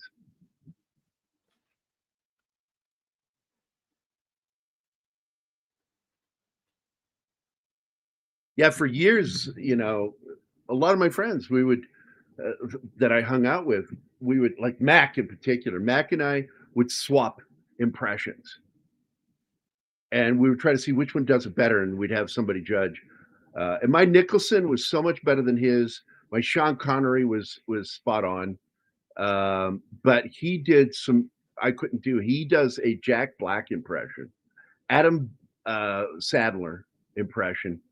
And his Christopher Walken is one of the best I've ever heard. Mac but what's funny, again, he has to listen to Christopher Walken and then he can do it. And it's sort of that way with me with certain people. Like I tried to do Anthony Hopkins from Silence of the Lambs. I couldn't do it until I heard it. And then I did it. And then I couldn't do it later. It's like I have to do it like right after hearing it. What does the walking have to do with voice? So if Christopher is just standing, he cannot do his voice?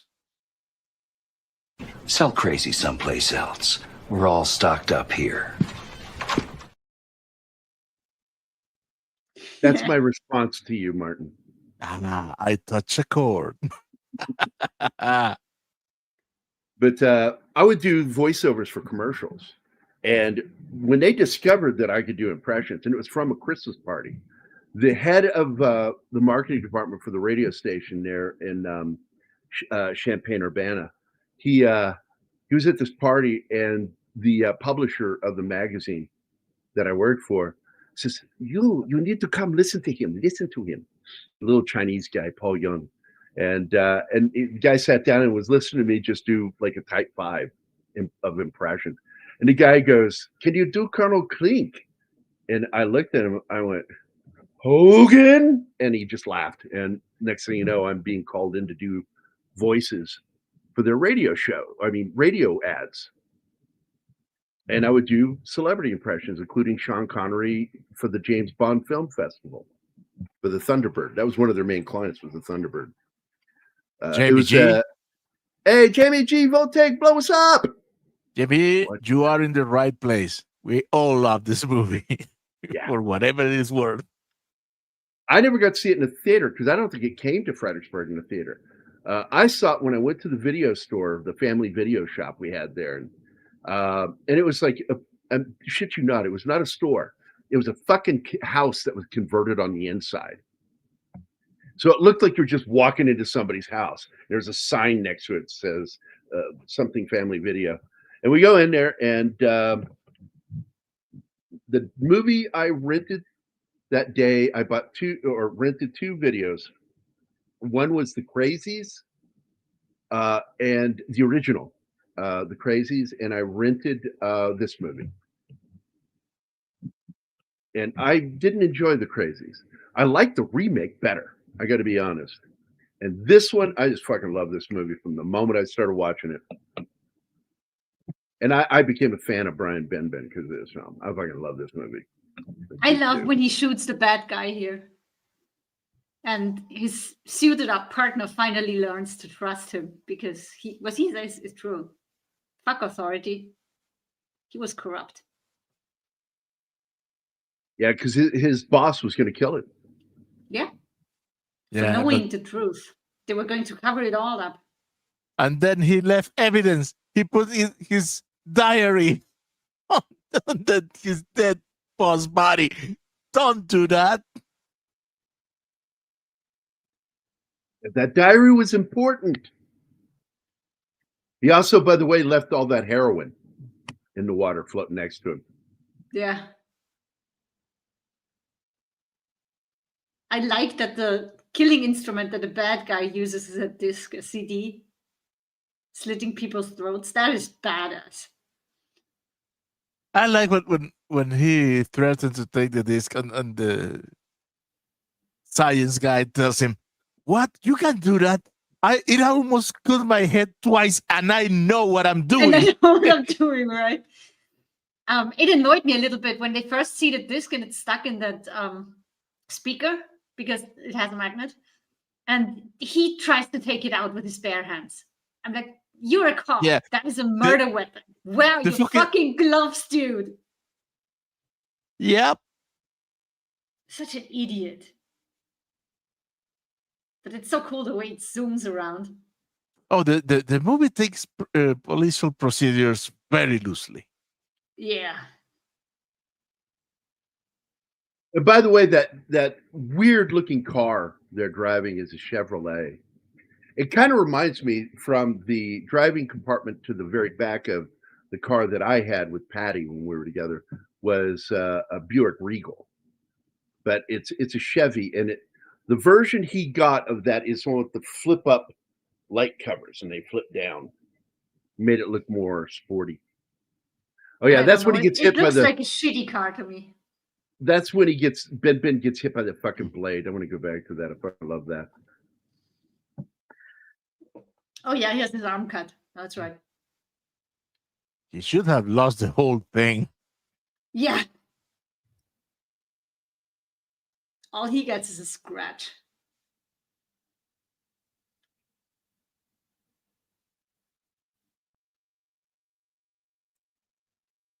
Yeah, let me go check out what's going on here. That I'll never forgive my shelf. Now, everybody has their set of things that they hate in movies.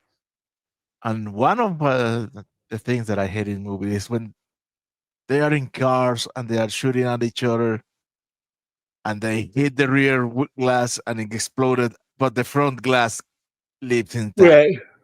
Yeah. Oh, Where'd that shotgun blast go? Where'd it go? It just sort of dissipated and broke up when it hit the one piece of glass.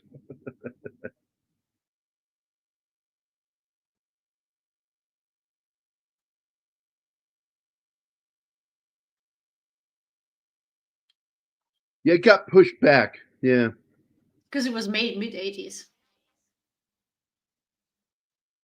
No, they actually finished it in 1990. It was supposed to be, because it was being shot in 89, but they were planning it early on. The first draft was written in 84, which was called Lethal Contact. It just took that long for him to begin making the film.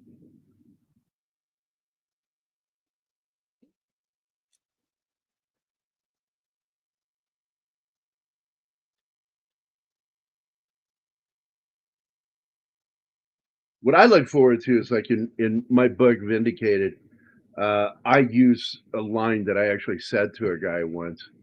and someone's going to say, "You stole that from Chuck Dixon." I went, "No, he stole it from me, and he admitted it. I have video proof." And it's the only proof you're ever gonna get. And that was the line where I told this one guy, he wanted to fight me, and I turned and I looked at him. I said, "Dude, I can kill you more ways than you know how to die." And I just seemed so confident that scared him, and he backed away. Gambit, we mentioned that at the beginning, why he took that role and why he was so interested in doing that. Yeah, but he wasn't listening to us. Who does? Yeah, Lethal Contact is such a crazy name.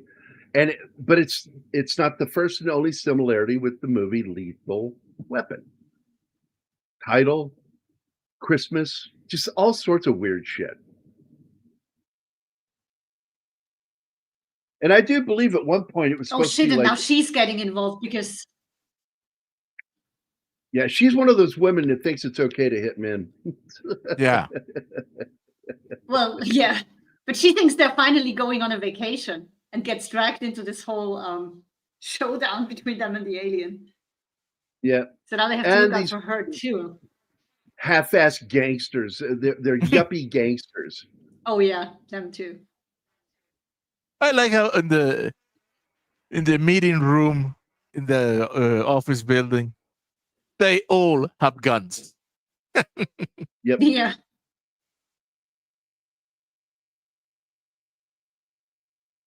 Yeah, he served as the stunt coordinator. I was telling Anima about that earlier. Because a lot of people know that Paul was the stunt coordinator, just like his dad. But because he was directing this, he turned the reins over to his pop. Hey, it's John the Beagle. What's up, man? Not John the Beagle, the Beagle Dad. Yeah, he's the Beagle Dad, not the Beagle. Get your species right. You know, if I played that back for you so you can see how absurd the two of you sound. Right. Attack the person when you can attack the argument. Gambit does it too. Hi, John the Beagle. Thank you, Gambit, for saying it the way I do. You're both wrong. They're both sloppy with names. That's all. Yeah, now I noticed that he doesn't say all your fucking names, Martin. Are you okay with that? Or does that cause the problem is we can't does that cause an emotional boo-boo? We can't call him John. That name's already taken on this channel. Sorry, did you say something, Gary? Just ignore him. Everybody calls you just Martin. Yeah, I have the problem with that. I'm going to say to you, like I said to my daughter the other night, "Dad, you can't say that." I went, "But I just did." And she looks back at her friends like apologetically. And I said, "Oh, I'm sorry, girls. Did I kill you with my words? Were you physically injured by them?" And they laughed and went, "No." And I looked at Zoe. I said, "See?" It's like nowadays they have physical pain. Yeah, and men can have periods. I know.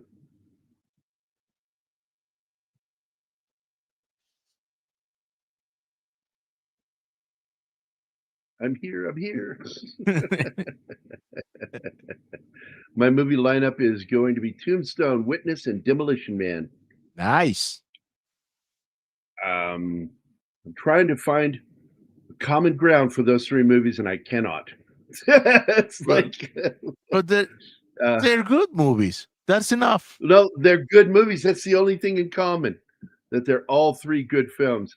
But Tombstone is a loosely based historical film, the Old West. Witness is a great crime thriller, and Demolition Man is a straight up fucking sci-fi action yarn that pretty much predicts the fucking weird world we live in now. Yeah, Witness is a great fucking movie, man. Anima, you liked that film, didn't you? Yeah. Harrison Ford out in the Amish land. You be careful out there amongst the English. I love that he actually got to show off his carpenter skills because that was him doing that shit. And that's enough. That is not our way. Well, it is mine. And boom, broke that guy's nose. Great movie. I like that movie. I really do. That's a very, very good film. The whole concept behind this movie is that Freddy Krueger has become such an important figure in culture that he becomes physically real. He is manifest. No, it's even better than that. It's a real demon is a fan of Freddy. So he decides to copycat him. And torments the actress who played in the first film. It's great. I love that movie. It's a stalker movie, but in a supernatural fashion. Yeah. And it's fun because, once again, what's his name? I forgot his name that played Freddy. Robert Englund. Yeah, Robert Englund plays the demon in it. So it's a fucking fun movie. I love that movie. It's funny. It's scary. It's not scary to me, but I know a lot of people think it's scary. I'm not scared by horror films. I love the outburst from John Book when he expresses to the crew. Oh, fuck yeah. When he calls him at home. Yeah, fuck that. He was fucking angry because he found out they killed his partner.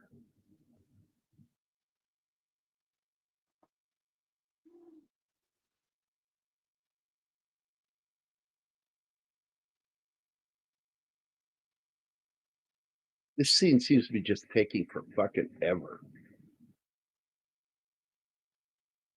Well, yeah, that scene was too long in the movie too. And this alien is the worst shooter in the whole universe. Oh yeah. They are all running in single line in a catwalk. They cannot evade. He managed to fail every shot.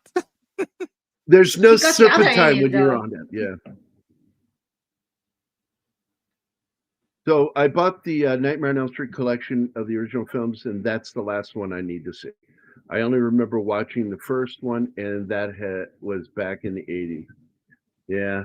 My least favorite of the collection was the one with Roseanne Barr and Tom Arnold in it. I didn't like that one. I mean, it had good moments in it, don't get me wrong. But overall, I didn't like that film. Well, I haven't seen that saga in so much time that I can remember that. I only remember that my favorite is the third one, Dream Warriors. Oh, I like the Dream Warriors. It's really good.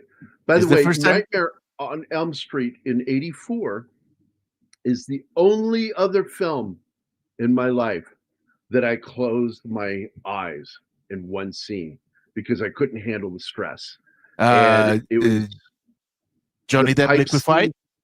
Oh, no. It's the pipe scene at the beginning where he's running his claws along the pipes in that first dream with the blonde chick.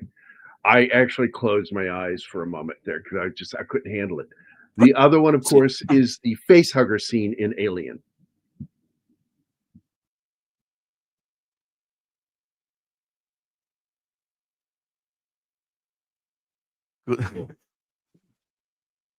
Good thing. I love that film. Yeah, it has one of my favorite lines of all of the Freddy Krueger jokes. That was the one that was like the best to me. Was when he jumps up through the ground and comes into the real world, and he's outside at that pool party with all those kids, and everybody's screaming and running from him. This one dude's like, "Hey man, we want to help you, man." And Freddy just looks at him like, "What?"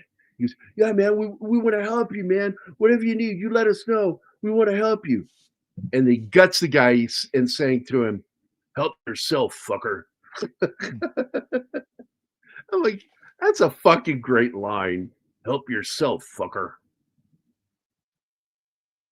Yeah, he's already planning what he's going to do. He's going to use that pipe. That's why he looked at it. I like the way he does this whole leaning back carefully, not taking his eye off the bad guy.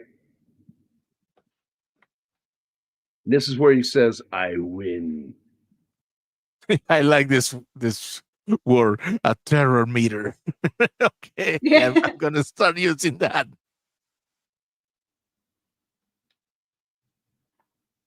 I got to tell you, man, that movie never scared me. That movie, I actually cry at the end of that film. I still do. I get really emotional over Father Damien sacrificing himself for that little girl.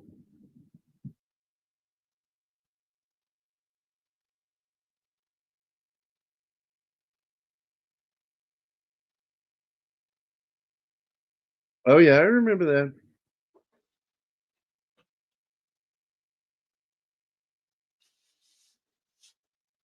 I also remember the scene where she turns to look at Father Damien and you hear his mother's voice, Dimmy, why do you leave me here, Dimmy? It's like, oh my God. I love the scene because all of the acting, physical acting here is Dolph Lundgren. It really makes you feel like this thing's trying to stab him. Yeah, but it's just too long. Yeah. Like that's how some people, straight men would react if it were a penis. Ah, Yeah. I mean, you look should at this get the shot right money here. for enduring that, Martin. Yeah, and it keeps getting funnier every single time I see it. Not to mention you're talking to a dead guy here. Okay, I want to drop this down just so you can see that. He's standing right in front of him, holding it just like something. Come on, Gary. The joke is there Really? in the movie. Ay.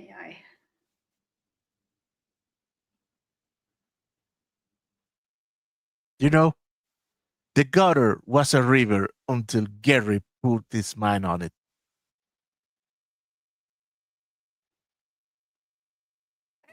Hey, Thanks, buddy. Hi, Sax. allow me. What is it? Man, I was normally it's Leon I like to give the business to, but I was giving the business to Matt the other night on Zach's show. That was fun. That was a lot of fun.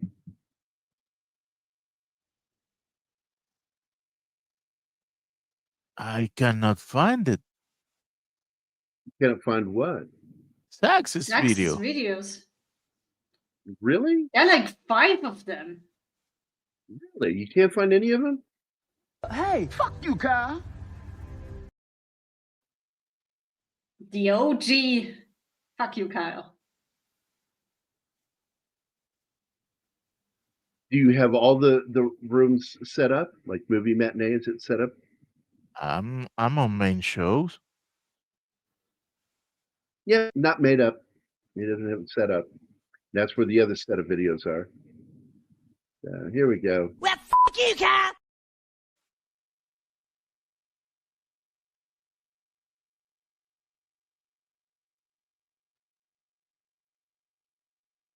I like that line. He says, "Oh, I'm glad I softened him up for you." Yeah. That's sort of like when and you get the pickle jar open and you give it to your husband and they just like pop it right off and they're like, well, I loosened it up for you. the name thing was funny too, because they're buddies now. And he's like, oh, by the way, what's your first name? Arwood. My friends call me Larry. Yeah, he What said, the okay, fuck of a Smith. name is Arwood?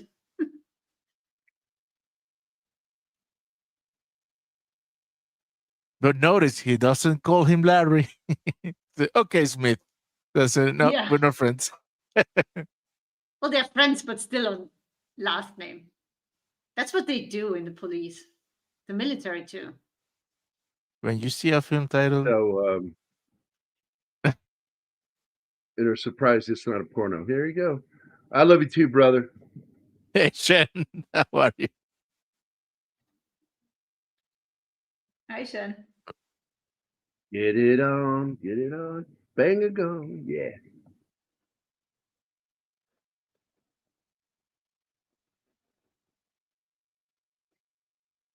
But yeah, that was a fun movie.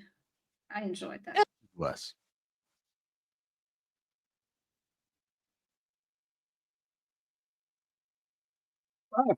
Try to pull down the screen. Movie Geeks discuss Dark Angels, aka I Come in Peace, 1990. Yeah, I Come in Peace. Does sound like a porno film.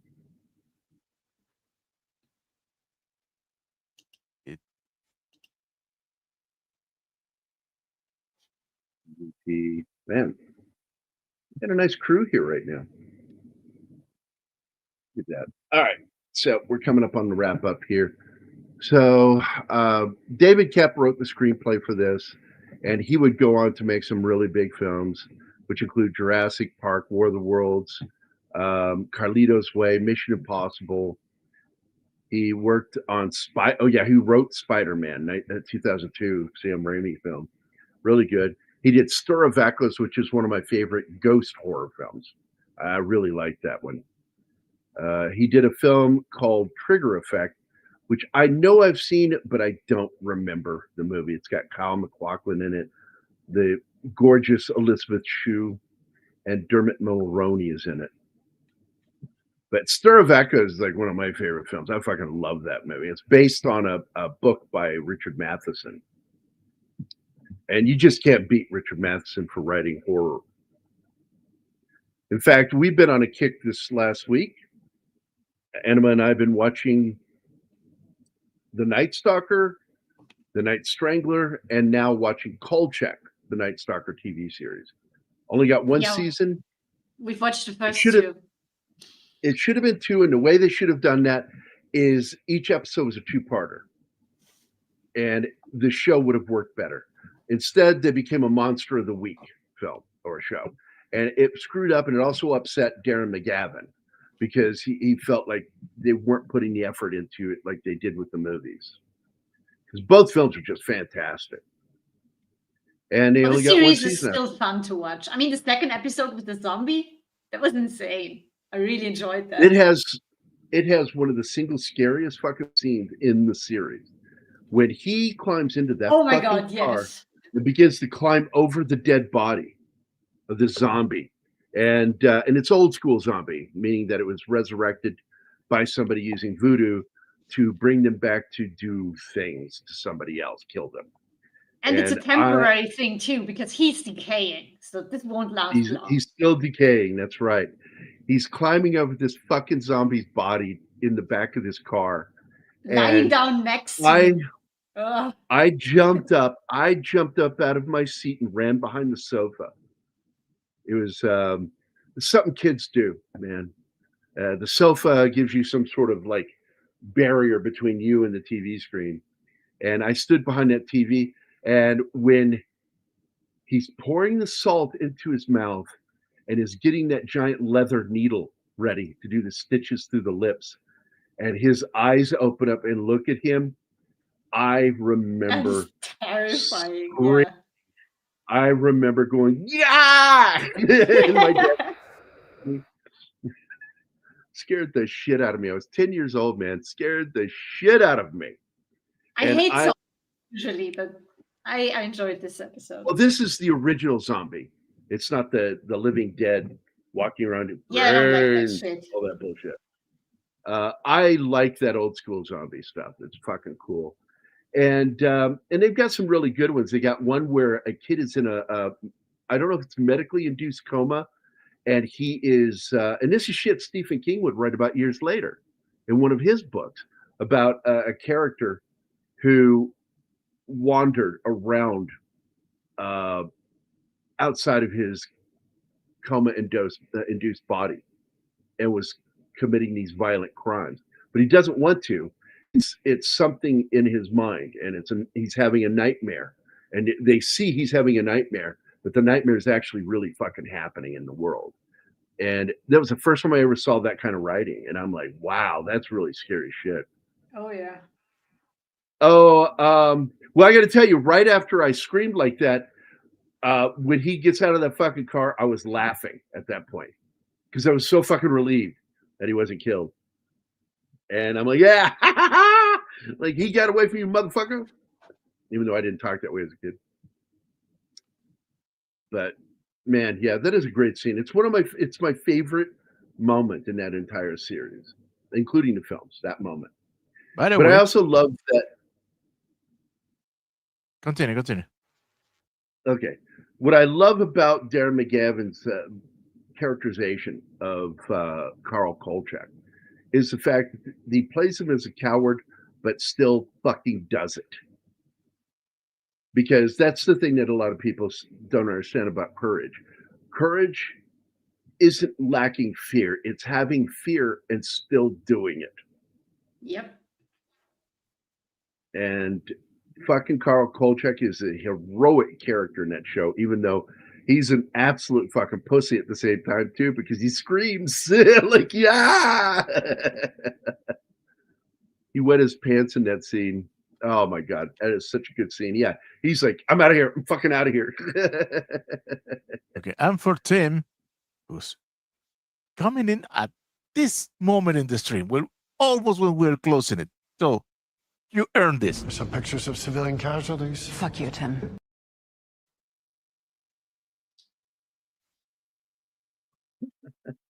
And we have Wade.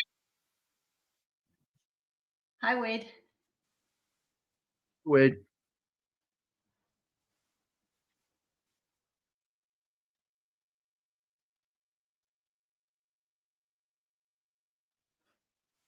Yeah. Excuses, Tim. Excuses. Yeah, how dare you have a job other than being in our chat?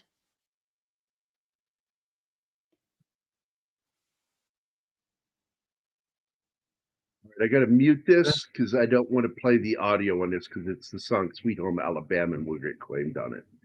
All right, let me pull this up. This was sent to me by my buddy Travis today.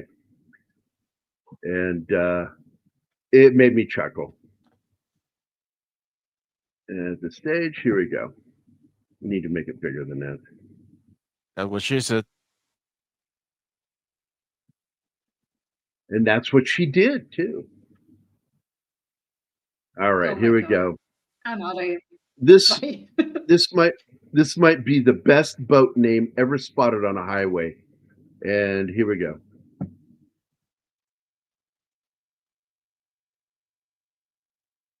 Titan Uranus. Are you guys seeing it? Yeah. There it is. I can't believe they got away with it. And you said the one thing that makes a lot of sense is like maybe they're not from America.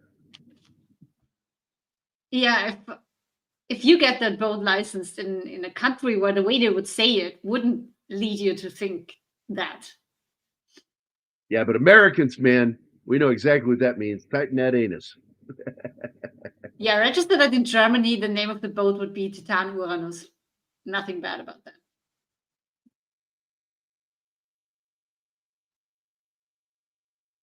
Wait a minute. You have to be doing that on purpose.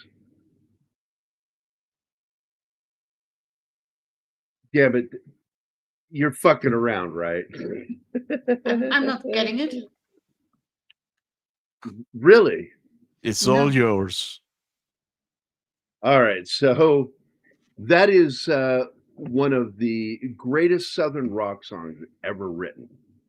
And it is done by a little Southern rock band that some people may have heard of. I don't know. But they're really known for like just classic Southern rock, which is Lynyrd Skynyrd. And that's Lynyrd Skynyrd. Not Creedence Clearwater Revival. CCR is best known for doing Run Through the Jungle and shit like that. Okay, yeah, you totally fucked that one up, buddy. that one was so fucked up. We're going to call it Foo Bar.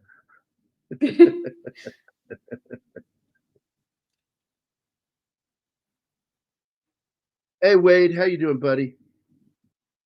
Wait, what's this? Leonard Fatter? Like, what the fuck are you talking about? Leonard Did I Skinner. miss something? Oh, Leonard Fatter. And the sad thing about Leonard Skinner is some of them died in that horrible crash, and they lost part of the band. But they ended up reforming and coming back, doing a big tour after that, 79, I think it was. Great fucking band.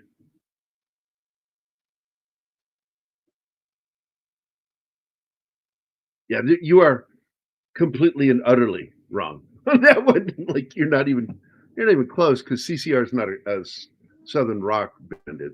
They're just straightforward rock band. Genghis is here. What's up, man? Hi, Genghis. Hey, King. You're late. Stupid joke once and for all. What'd they rename it to? Your rectum. I like that one. Gary, what is going on with this clicking shit? I'm clicking stuff and they're not reacting. Gary, would you know about tightening an anus? Yeah, I know That's a little a bit about breach. that. That's a breach. Yeah, go ahead. Give him a video for that. Okay, I will. Thank you, buddy. I got mauled with the breaches because they got lazy doing them. So I welcome the few that we get. Now. Look, we all know there's only one person that got lazy at the breaches, and that's our good buddy here, Wade. Wade just comes in and goes, Master of back lazy door, breaches. back door. He'll just throw it out there. Back door. Yeah, like Matt Damon at the end of our streams. Back Okay, I'm door. going. I'm going. We sneaked in here the back way. Gambits.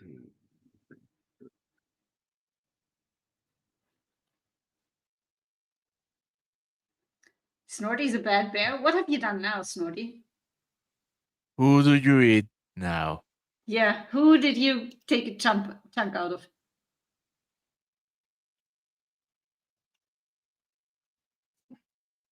Oh, all right, Zach. So I'm going to tell you a quick Oh, no, story. it was his speech. Okay. I'm going to cut this off because it's like you guys are delayed or something. You're all roboting. You're roboting. Yeah, I hear everybody just fine. That seems to be a you problem. Yeah, that's what I'm trying to figure out. While being me. Double anima. Isn't it awesome? Yeah. So we had good anima and bad anima. Try to guess which is which. And guess who you are left with now? Bye, Penny. Yeah, you need to wait a little, Sax, because I think he just left to come back in case StreamYard is fucking up.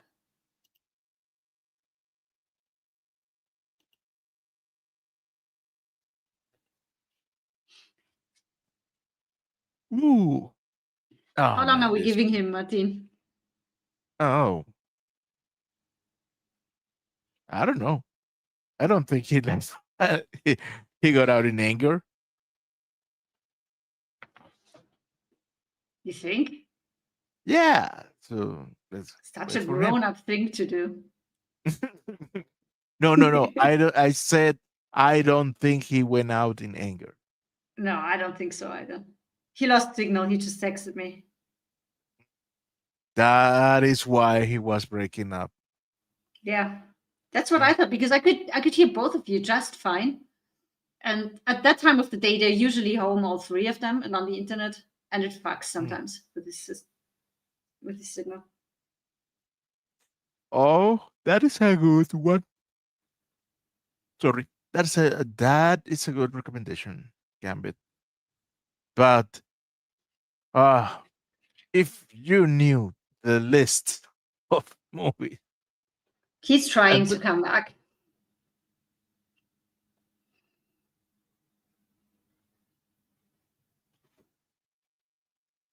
The mighty Gert. There he is, the mighty Gert, father of the daughter of Gert. because that's Zoe's name now. She liked it when we told her. I'm going to go ahead and wrap this up because I don't know what's going on. It says I have full signal, and I went and checked, and it says I have a good signal. So something's going on between me and StreamYard. Sax wants to hear your story, though. I don't know what you just said. Sax wants to hear the story that you announced. I heard Zach's and story, so I will go ahead and tell it. So here it is. I was playing drums for Jim Lawrence, and there are photos of that on my Facebook account. And we were playing in a real dive bar, and we took a break, and all night there was this one guy that kept hassling us to play Lynyrd Skynyrd because it was a cover band. Jim Lawrence did cover songs, and we just didn't do any Southern rock. We did classic rock. And this guy, every time we would take a break and come back to do the next set, he'd yell out, "Do some Lynyrd Skynyrd, man."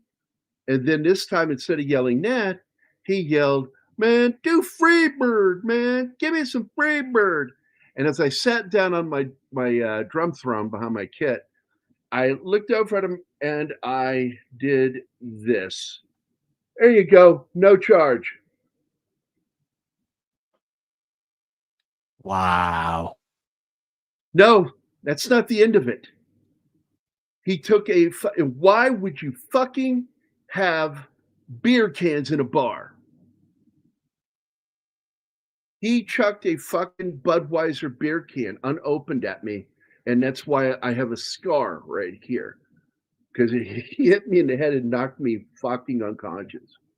And they started the song. It was like, what's that song? Doctor, Doctor, give me some news. I got a bad case of loving you. And I'm supposed to start the song. And Jim does a count. Drums don't start. And he turns around and looks, and he couldn't see me because we're on a platform wheeled stage at Locked. It would be put away, during regular nights. But on Fridays and Saturdays, live music was there. And so they put the stage out there.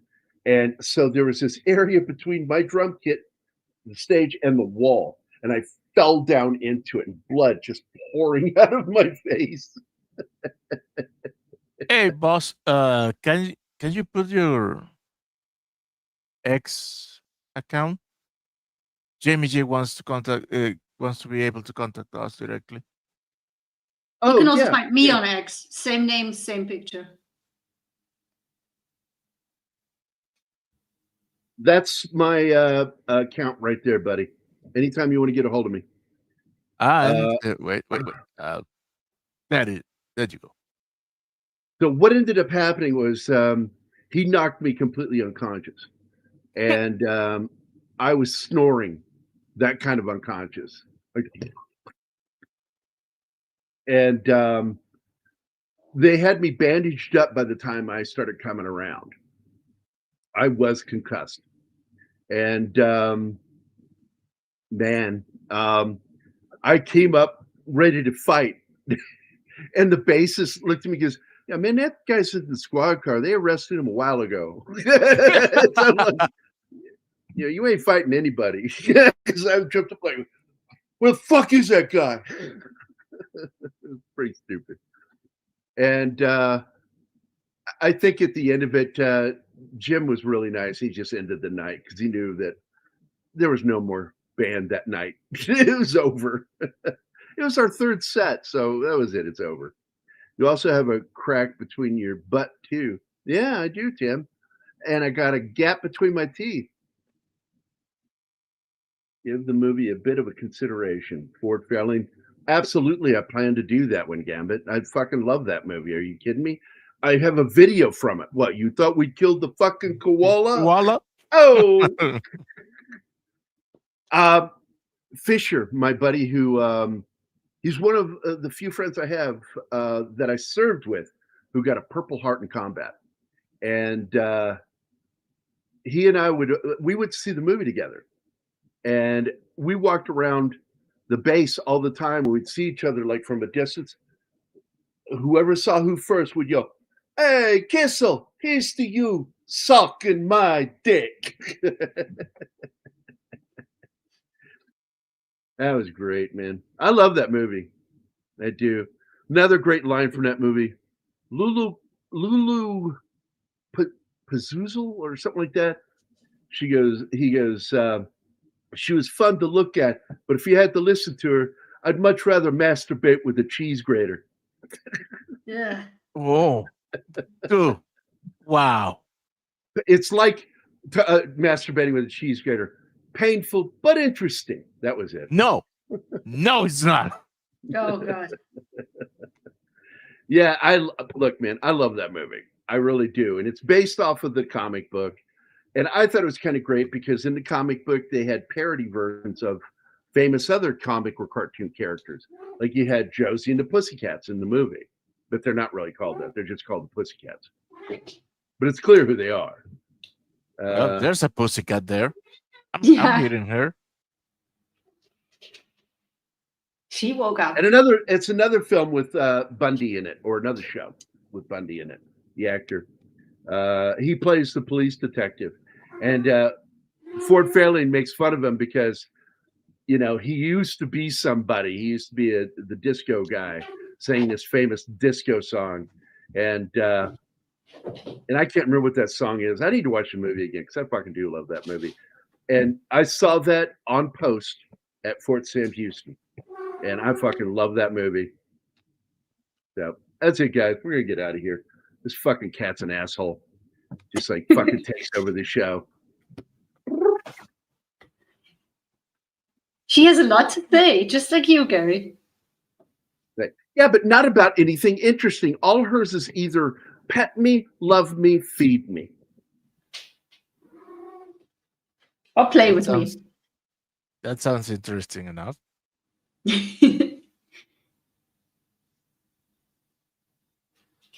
Oh, right. Give me yours then. Yes. Give me yours, Jamie, and I'll make sure I connect with you right now. How can we find you? Yeah, man. Come on, man. Yo, man. Come on. Come on, man. Oh, you are forcing my hand again. Come on. Well, man. we could do. Come on, man. Or you can do Steve Zahn from Saving Silverman, where it just says, "Come on, come on, come on, come on, come on, come on, come on, come on, come on." And Mac and I sat there watching it, going, "How many times?" So we actually sat and counted how many times he says that. It's crazy. All right, so it's voltaic blood. Is that right? Voltaic blood. All right, let me go to Twitter.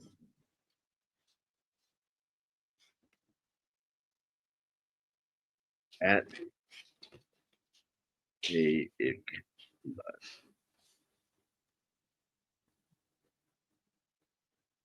Okay, I'm following you back. So there we go. Just followed you. Oh, it won't let me follow you. It says I'm too white. God damn it. And to think that is video forever that will associate with you. Even after I'm dead, it will be here. Rocket Kitty doesn't approve. He liked that one too white. Oh my God. I can only say disavow. Jamie, I played one night at this place called the Bayou. People call it Bijou, and I'm like, no, it's Bayou. It's the Bayou outside DC. And I think it's either Arlington or Alexandria. I can't remember. But I played there, and I was the only white guy in the band. There were two drummers. It was me and my buddy Anthony Jones, who I'm still close friends with. And he and I drummed together in his band. And the name of the band was Casual Display. And we played a lot of funky soul shit, And at the show, we're breaking down our gear, getting ready to take it out. We didn't have roadies. We were our own roadies. We're breaking our shit down to take out. And this one gigantic fucking black dude walks up to me. He goes, yo, man. And I'm like, yeah. And he goes, you're a pretty good drummer for a cracker. And I didn't know what he just said to me. I'm like, what? And I looked over at, not Anthony, I looked over at Lawrence Holmes, who was our lead singer. And I looked at him like a deer in headlights. What's going on? What's going on?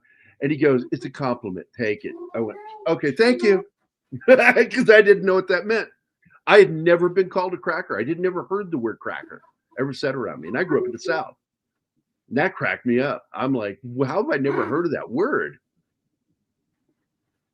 And well, I didn't know what it fucking meant. I'm like, really good drummer for a cracker. Now I the muted her. most I'm gonna fucking reach through this fucking computer and grab that cat and like throw it under the bed and squirt it with a squirt gun. Fuck that cat. Because that's going to help. Jesus. Yeah, that cat's going in the bathroom or Yeah, something. how dare in the you. closet, like during our shows. Oh my fucking God. Oh, thanks, bud. And don't forget to like and comment and subscribe because Yes, this is the end of the because show. David Martin just gave up this Old Tight Blood pilot episode on YouTube. So Oh, go with check it Keith out. and me, way back. And that's before we went live. We would record the show and then I would put it together and edit it and add stuff. And What? once we went live, man,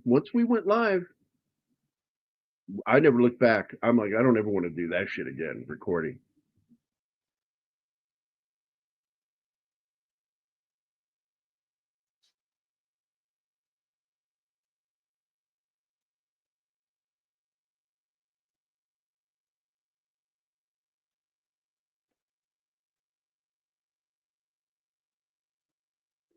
Yeah. I'm just reading now. Yeah. I'm just reading the comments. Oh, okay, great. Let me know when you do, D-Bud Martin. And D-Bud, when you finally decide to have that transition operation, we want to know because we want to be there. Hey, don't pressure him. Them. Yeah. Oh, wow. Also, speak for yourself. Well, that was it. I was like in panic mode because I'm like, because I didn't know what the fuck cracker meant.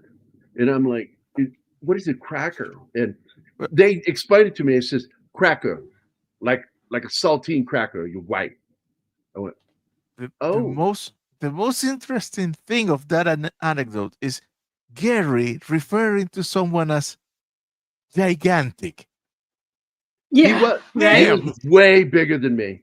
I like it. I enjoy it when I meet people bigger than me. Like when I met former Washington Bullets basketball player Mitch Kupchak. That guy's like 7 foot. And Wow. I met him and I'm like, I told him, I said, I haven't felt like a child in a long time. I feel like a child with you. Do you want to carry me? Gambit wants my job. Oh, he had his operation years ago. There you go. Gambit wants your job. What do you mean? Yes. No, He's wrapping up for you. Because he knows you suck at wrapping up, Gary. Yeah, because it's hard for me to get places on here and nothing's reacting when I click on them. I'm really not liking what's going on. It's really. You take a hell of a long time to say goodbye. I can't do it. Okay. We'll do it live. Okay. We'll do it live. Fuck it. Dickhead. All right, guys, we're out of here. Yeah, no, that's not Ben-Hur, my friend. That's the Big Country. Charlton Heston's fist fight with Gregory Peck. I think that's where Gregory Peck learned how to backhand his children. Or so I heard. Ouch. All right, we're out of here, guys. Everybody have a good Friday night. Don't forget we got John playing later.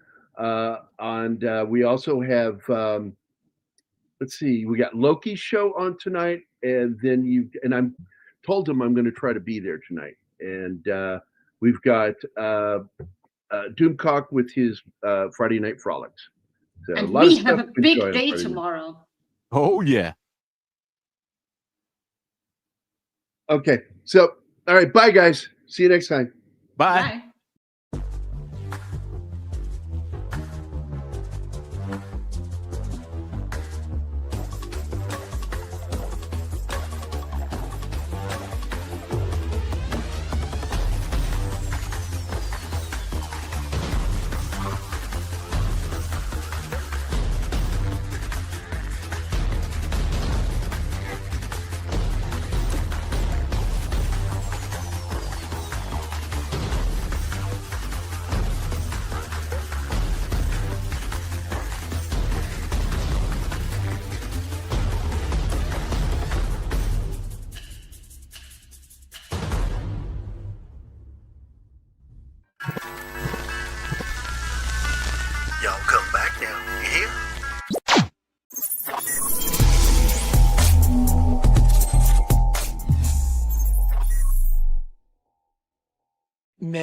birthday, man.